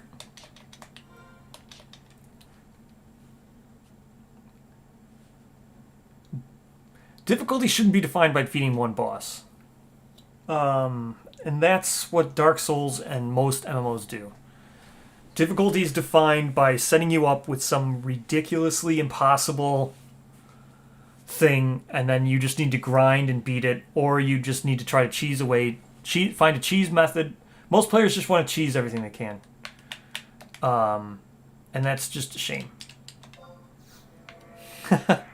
11 presented a difficult game that wasn't difficult.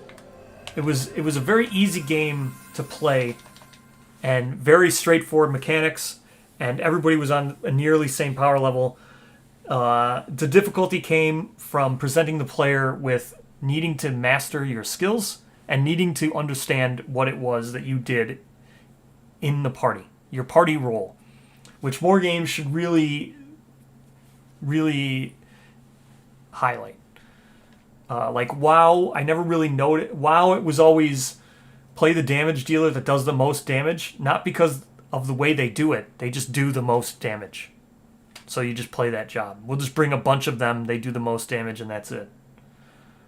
It wasn't like, let's build the party to cater around... Like, Thief is a good example in 11, right? If you invited a thief to your party, if you were going to build a thief with sneak attack, trick attack, you knew that you needed someone else to do a first voke. You needed that in your party. It would help the thief immensely if someone knew what they were doing and they first voked. And then they planted SATA onto the main tank. Right? Stuff like that is weird now in MMOs, right? I've seen it in Final Fantasy XIV. Even when I was playing Final Fantasy XIV, they just highlight a huge zone and it blinks red and it just, don't stand there, you'll die, don't stand in circle, oh, you stood in circle, you die. Like, that's what it is. So you just look at the ground, move your DD out of the circle, and make sure the tank's in front of the monster, and then you heal good and we win. Like, that seems to be what 14 is. I don't know why that ever became a thing to where they felt the need to highlight the exact zones for you not to stand in. I guess that people needed that. I don't know why that was ever an option. I mean, couldn't you figure that out? I don't. WoW did it. It was just very odd. So, games shouldn't tell you exactly how the monster kills you. You should have to figure it out. And then the reason the games look difficult is because the monster does like one-shot stuff. That's one thing I also don't like about Kingdom Death. One-shot stuff. Elden Ring, Demon Souls, they do one-shot stuff. Like, that's not really difficult. Sure, yeah, when you're fighting it, it's like, oh man, I mistimed the roll, and now I got one shot. This is a hard monster. Is it? Is it, though? Is that really, like, a hard monster? Sure, you got one shot if you get hit, but... So, is mastering how to roll out of the way of the hit, is that really presenting difficulty? I guess it is, by today's standards. And that's why I don't think 11 would survive. 11 is so unique. Here's a unique thing about 11, which I don't think maybe EverQuest. EverQuest also did this. But see all this extra stuff? See this? I could blow up my cam to fill this entire screen, except for chat and my little Grind to 20 banner here and my seeing that I have Protect, right? So these three things is all I need to see. And then I could blow up the entire screen. And all you need to do is watch this thing right here, this box. So this box here in Final Fantasy XI, right here, this is like the box score of a baseball game. I could just read this and understand whether or not I'm dying or losing. I know what the monster's doing. I can just read this log. All this is superfluous in 11. You don't need any of this. Positioning doesn't matter. I can run around and do all kinds of stuff. It doesn't matter in 11. See, we're just going to fight. Nothing matters as long as I'm still standing next to him. The game, it's just reading off code here. Right? It made no difference to the monster whether or not I'm jumping. Well, there is no jumping in 11 because they didn't want you to cheese the game. But now it knows Sprout Smack, right? Like, it's going to hit me regardless of where I go. I could run all around. Sprout Smack's going to hit me. It's such a weird, amazing thing that is Final Fantasy XI.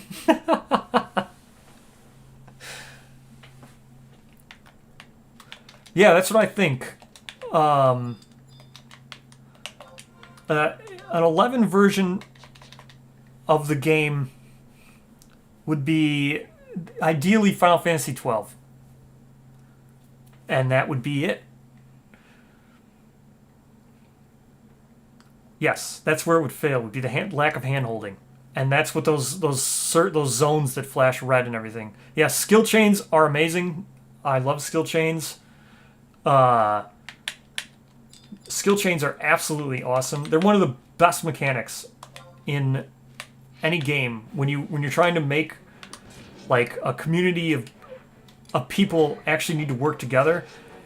Skill chaining and magic bursting down was such like a team effort, right? And it was a team effort that you learned early on, right? Here's an example that everybody learns when they first play 11 that you're never going to learn in any other modern game because you never need to party with someone and the game will tell you how to play it when you get to endgame, like WoW and stuff. In 11, you pick warrior. You get 6 jobs to pick from the start. You say, I'm going to pick warrior, right? That's a good start. And then I'm going to get to 10 and I will have provoke, I will have mighty strikes, and then I'm going to walk out to Valkyrum. And then, Valkyrum, what I'm going to do when I get to Valkyrum is I'm going to join someone's party. And they're going to tell me that I need to provoke to hold hate. And someone's going to heal me. Wow, the party things are so cool. Right? Then you level in Valkyrum. Now you've learned your role. 1, I shouldn't be using Great Axe. What a stupid thing that was. I need to be using Shield because then I'm a better asset to the party in Valkyrum because I can block. right? I'm a greater asset. How am I a greater asset? Because it's less MP that the white mage is spending on healing me because I'm blocking hits. So I'm not going to be using greatsword and I'm not going to be using great axe anymore. I need to get a shield with a hand axe or a sword. Therefore, I'm a more effective tank. Then you hit 15 in Valkyrie, and you get Berserk, right? And then what's the first thing you do? You provoke and then you use Berserk. And what happens? Oh, your defense goes way down and your attack goes up. And you're a detriment to your party, right? So instantly you learn that, you know what? I shouldn't be using Berserk when I'm tanking. Party dynamics are way different than when I'm soloing. And you learn that at level 15, right? You learn that right away the first time. You can see the change. When you play the game, you provoke, you click your Berserk because it's your new ability, and it sucks. And you died. Why did we wipe? And you learn it. Not when you're this was way back. Yeah, Great Axe is good when you get Ninja because you're using, like, you dual wielding and stuff because you have Shihai. Another reason why Ninja was crazy, but yes, Great Axe with Shield Breaker when you get that. But I'm talking when you first play the game, when you first walk out to Valkyrie. And you learn how to party. Yes, obviously that rule, the shield rule doesn't apply when you're sub-job ninja in Valkyrie because you're just using shadows. And it doesn't apply when you get awesome weapons where you actually gain TP and stuff. Yes. But I'm first time ever learning as a new player when you go out to Valkyrie. That's what I was talking about. And a lot of people might not like that, right? And then they'll get instantly turned off by the game that their role now, they were told by the game, because the game is hard, they were told that, you know what? You might need to just not do damage, right? In WoW, tanks hold hate by doing damage and stuff. You don't use all your abilities, right? What's another example of you learning that stuff? Oh, when you go into a party for the first time as White Mage, and you're like, uh-oh, the party's gonna die, I'm gonna do Benediction. What's this? Uh-oh. Yeah. That was one, I never did that to anybody when I played. I never liked that when... That was another weird thing. See, that's another example of people not completely understanding their job mechanics. They just do what they're told, right? So when you're in Valkyrie and you're a ninja main, right? You're a ninja, let's say you're a ninja 10, warrior 5. Sure, you have Berserk, right? But people would invite you to be a tank. Or sure, you have Provoke, but you can't tank as ninja as 12. You don't have Utsutsumi Ichi yet. You don't get it till 12. So, and then people would be upset at you, and they'd be like, what do you mean Ninja's not a tank? Literally, Ninja's not a tank at this moment right now. I literally cannot do it. I don't have Utsutsumi Ichi. And then people would kick you out of the party. That's just them being told that Ninja is a tank, and therefore, Ninja's a tank. I don't care reasoning, and I'm not going to learn it. So, I hated that in 11. I hated that. When people would tell people to do that. You're a tank. I don't have Utsutsumi Ichi. I don't know what that is. Ninja tank. So weird stuff like that, right? Because it took so long, and the party is how you leveled up in every single aspect in 11, it promoted players learning how other jobs worked, even though they didn't play them, right? I don't know if that's the same in 14. I don't know if everybody would know how every other job works when they don't play it, right? The game doesn't ask you to play it, so why would you need to know how another job works, right? That's one of the best things about 11. That's what kept the community so tight knit in 11, was because everybody knew the struggle of what jobs did what and when, or everybody knew, like, oh yeah, that sucks. We shouldn't have the bard pulling because the bard doesn't get Mary's horn until like 17, so they can't pull and sleep. Yeah, Sub Ninja. I mean, yeah, Sub Ninja is something else. I don't understand Sub Ninja. I remember, here's a perfect example of people being told what sub job to play without doing any research. So, Sub Ninja is what you're told to do as a thief, right? If you're going to be a thief, you better Sub Ninja. Why? Because of dual wield. Okay. What does dual wield give me that another sub job wouldn't? Well, you also get Utsutsumi Ichi. Okay, great. You didn't answer the question. What does dual wield give me that another sub job wouldn't? Why just because I'm a thief do I need to sub job ninja? Well, everybody sub jobs ninja, so therefore you were wrong. Okay. Let me tell you how the mechanics of thief work, and then you can watch me one-shot this enemy.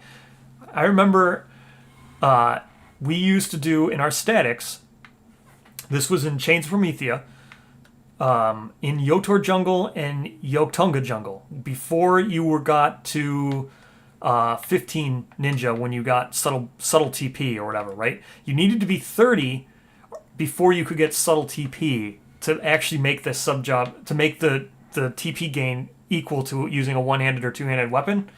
So we would sub job Monk on our thieves because the sneak attack damage is based off of your attack, right? That's all it looks at. It doesn't look at anything else. It looks at dexterity and attack as its base to tell how much damage your sneak attack would do. So you sub Monk pre-30 when you're like 29, and as you were pulling, you would boost, right? You could boost 9 times before the minute and 30 seconds was up for boosting. If you did it right? Because it was 10 seconds, no, was it 15 seconds between each boost and you had to wait 10 seconds and had a minute or a minute 30 recast? Either way, once you knew the boost maximum, you could boost your attack for that one hit. So you'd disengage before your party finished killing the monster. You'd go out, you'd pull, you'd boost the entire time. So every 10 seconds you just boost, and the boost would keep stacking on itself 8 or 9 times. Because I think boost lasted 2 minutes before it naturally went out. And then you just boost, 8, 9 times, whatever it was for the 10-second recast. You'd come back with like an attack of like 400, which is like ridiculous. And then all you'd do is you'd sneak attack, you'd hit it, you'd do half damage, and then the other thief who was boosting this entire 2 minutes would hit it and he'd kill it.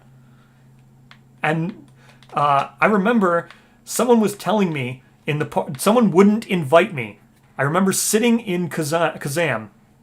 Someone wouldn't invite me or my friend Thief because we had Sub Monk, and they were like, "Sub Monk, you're dumb." He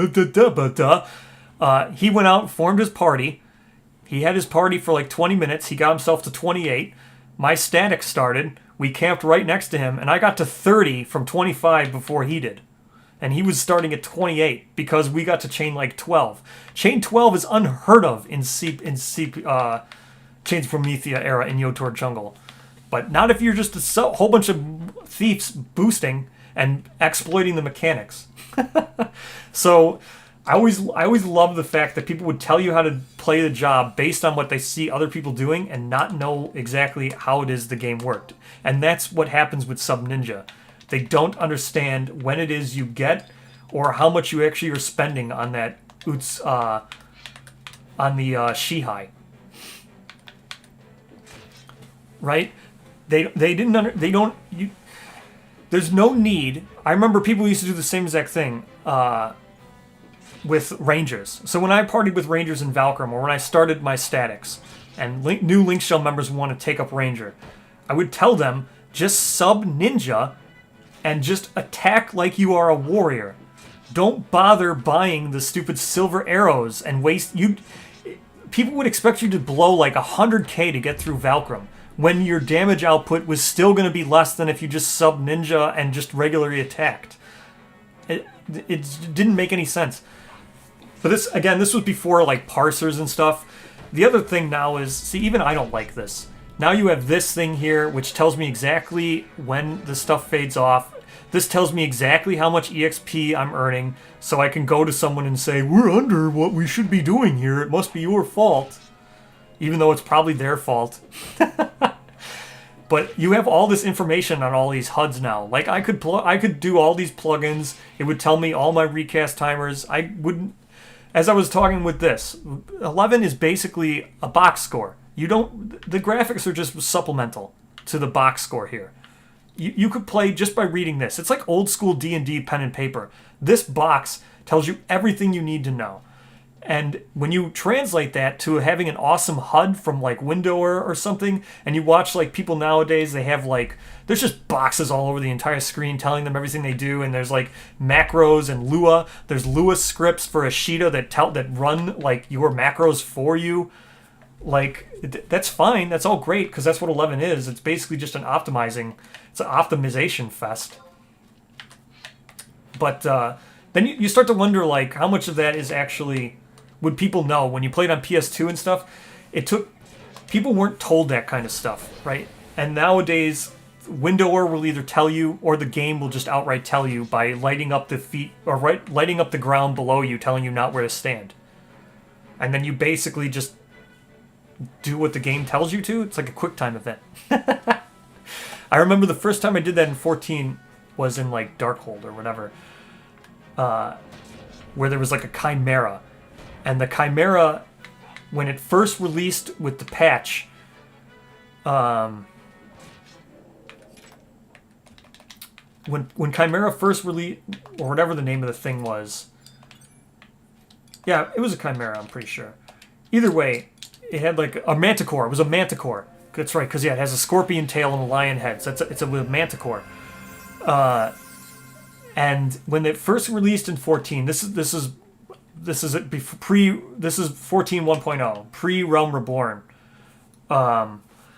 It didn't have the line of sight, and it didn't have the area of effect spells or area of effect zones lit up yet.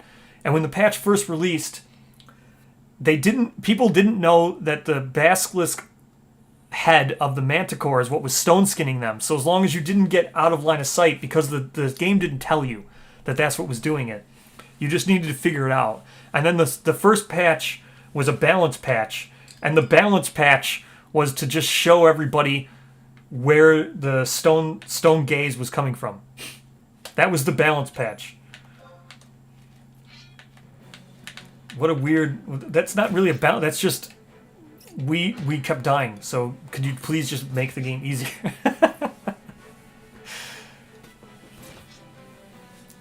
Let's see. Should have got a static. Yeah, statics are... That's the other thing with private servers. I think I talked about this in the last live stream. Private servers are great, but there are going to be people who know the ins and outs of the game, right? The people who are dedicated to playing private servers and playing on wings, those are people who are full-fledged, dedicated to the games, so much that they're willing to code the game themselves so they can continue to play it. And you're going to have high-skill people, and they're just going to break the game, right? I've thought about joining Wings and stuff, and all those people, like Wings has only been out for like a year, and everybody is wearing Damask stuff. Everybody has Scorpion Harness +1. It's because all those people are so super high skilled that they make that it's not really, there's no competition for botting. They're all just going to have all the best gear because they know exactly what it is they want. They know all the algorithms. They know all the cap breakpoints and everything. So those private servers are probably just people super decked out and super stacked. So it probably becomes less of like a challenge. Because 11 was difficult, but the difficulty was becoming like getting good and getting all the gear and getting everything you needed. And then once you had like a full link shell decked out with all the best gear, the game wasn't super intensely difficult anymore after that.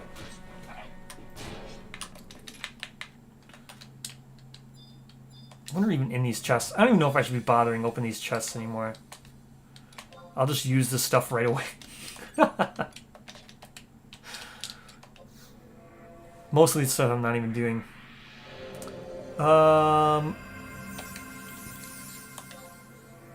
Monk. Is that what Pug? Or public grouping. Is that what Pug is? Public grouping? I forget.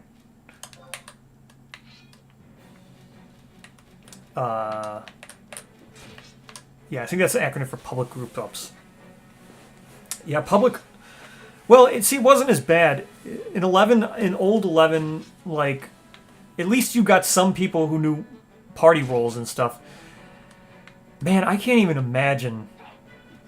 I can't even imagine what 11 would be like if it was re-released today in the state that it was. What a just amazing... It would be so great. I really wonder what people today, with the expectations that of amounts of hand-holding that games give them, I wonder what they would think of. I bet 11 would be 1 out of 10. 1 out of 10. I bet it would be reviewed as a 1 out of 10.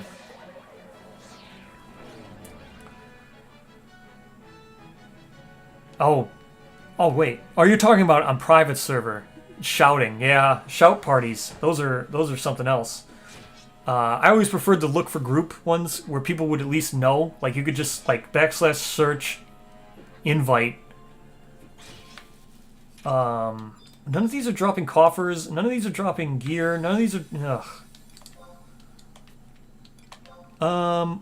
Oh, we're past the 2. No, we're not past the 2 hour mark. We are reaching the 2 hour mark. That's as long as I had to do. Also, I'm not really a streamer. I'm not someone who live streams all the time. I need to build up my voice for it. I'm good at talking, and I love engaging with people, and I love discussions. That was one of the reasons why I always ran social shells, because I could talk for a long time, but my throat's dying. I need to build up a throat to become a live streamer.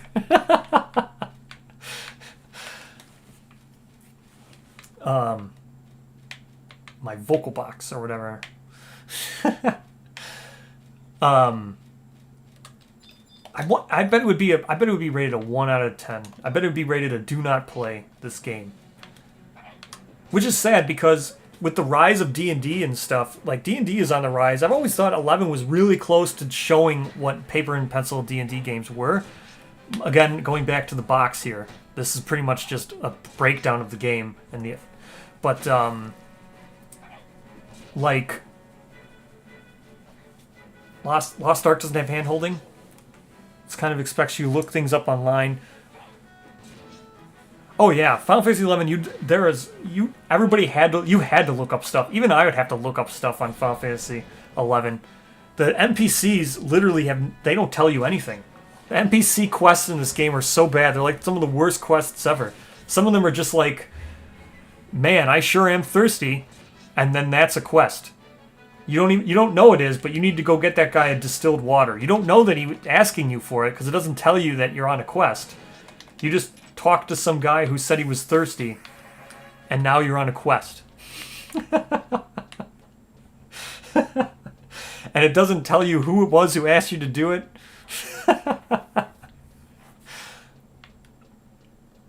All right, level 19. Yeah,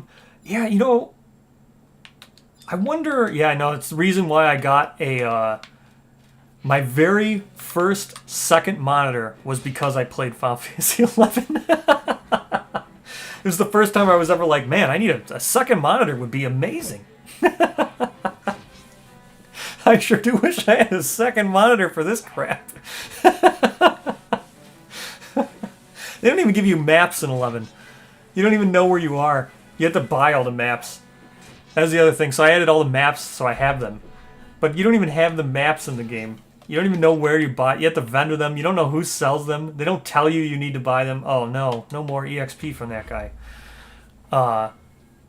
So you had maps open. You had all kinds of stuff open. Like I said, it's odd. I think there's a group of people who might enjoy Final Fantasy 11. Yeah, that's exactly what happened. I think I did that on stream 1. I went and did one of those crazy quests where I didn't remember what was going on. Oh yeah, what was it yesterday? Yeah, someone needed bomb ash, right? And so I went to the person, I looked it up, I was like, oh wait, I even looked it up ahead of time, so I knew who it was that I needed to talk to so I can get my traveler's hat. And I knew that they mentioned, they were like, man, I really need something explosive to clean out my chimney. So then I give them the bomb ash. And it didn't work, and I was like, what is going on? This person clearly wants bomb ash. They just told me they need this to help them with clean out their chimney. But I had to go talk to their mother-in-law outside first. She didn't mention any of that, and I was totally stumped. Oh yeah, hug the wall to the right, check the invisible wall. Oh, a coffer! No experience, but a casket. Alright, let's go. Let's figure this out. Let's figure this out. Yeah, hug the wall, all the way to the right, bring a silver mist. I remember telling people, invent and stuff. See, I was the social leader. I was the social link show leader. So people would always ask me, oh, I have to get to Norg. And I always had to say, like, invent or in TeamSpeak or whatever. Alright, go down. You want to go to the left. Fall down the first hole. Take your chocobo. You want to cross the bridge. Go over Voluptuous Vine, or whatever her name, Vinnie Voluptuous, whatever the Marlboro's name. She was always up. Go over her. Go to the right. Fall down the next hole. Follow that to the end. Make sure you bring a silver coin with you. Get to where the teleporter is. Go to the right, facing the waterfall. Go to the right hole. Fall in the hole. That'll send you down towards Norg. Go behind the waterfall. Get into the zone. Then hug the wall to the right. Check until you get to the question. Trade a silver beast coin to the question. Then go straight through the first intersection. Then hug it to the right and get to Norg.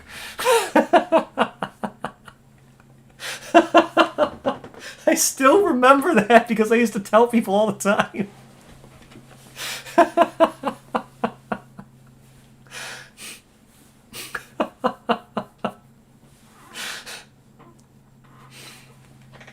Was it a silver beast coin or a mithril beast coin? It might have been a mithril beast coin. Yeah, vent. Man, that was great. Let's attempt to unlock this. Come on, we're going to do this. Examine the chest. We've got 5 chances. Get a hunch that the first digit is 7, 8, or 9. Okay. What's the next one? Attempt to unlock it. Examine the lock. Hunch the second digit is 3, 4, or 5. Okay. Let's get a little more information. Hunch that the first digit is odd. So that doesn't really help. That just makes it... Hey-oh! We just took over this region. I can teleport out here for free. We control Valkyrum. Good job, Bastic. It's almost like you only have one person out there fighting the good fight. Attempt to unlock it again. Do I have 2 chances left?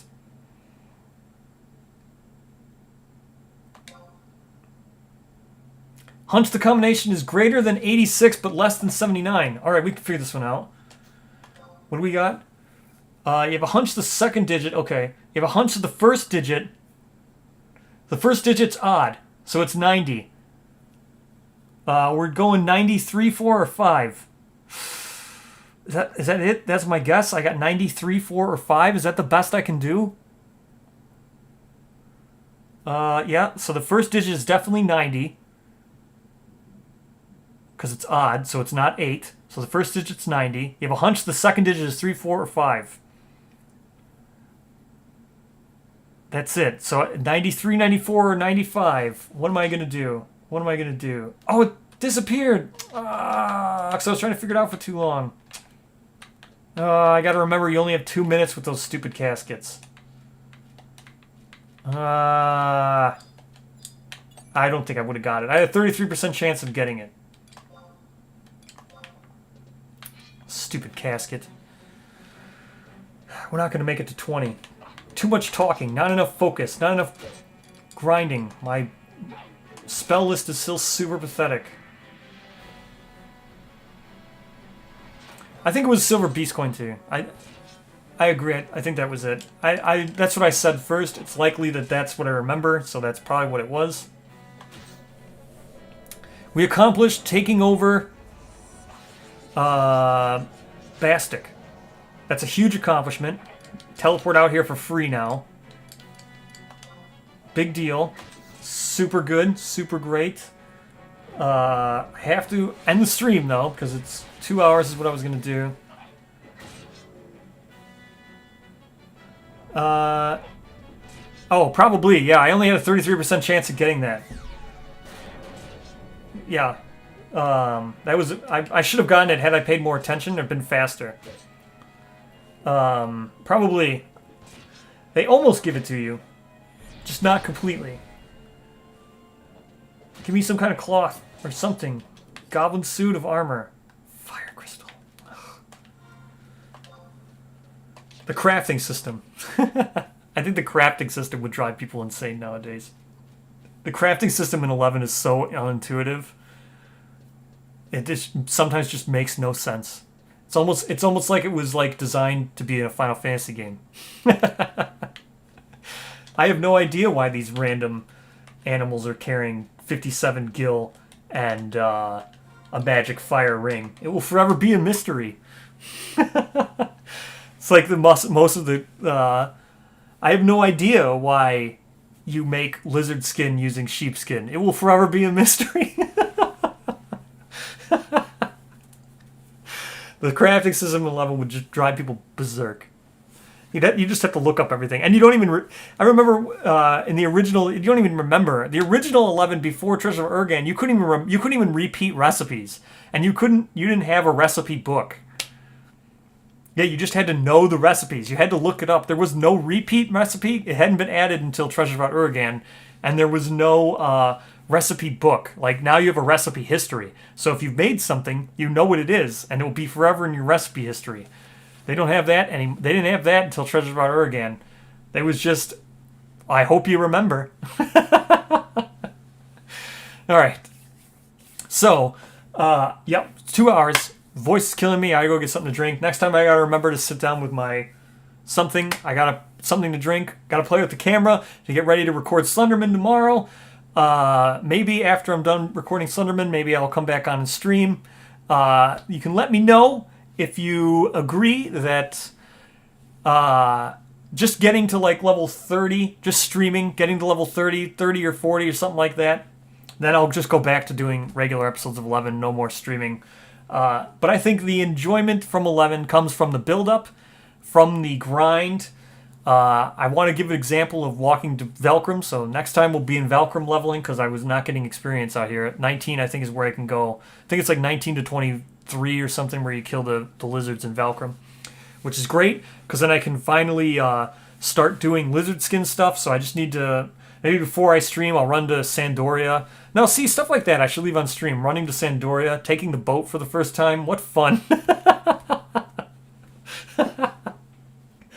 So, yeah, thank you so much for watching. I will see you in the next live stream. I think I might be doing Kingdom Death tomorrow. I'll have to find out to see if the person who I was playing with is ready to go.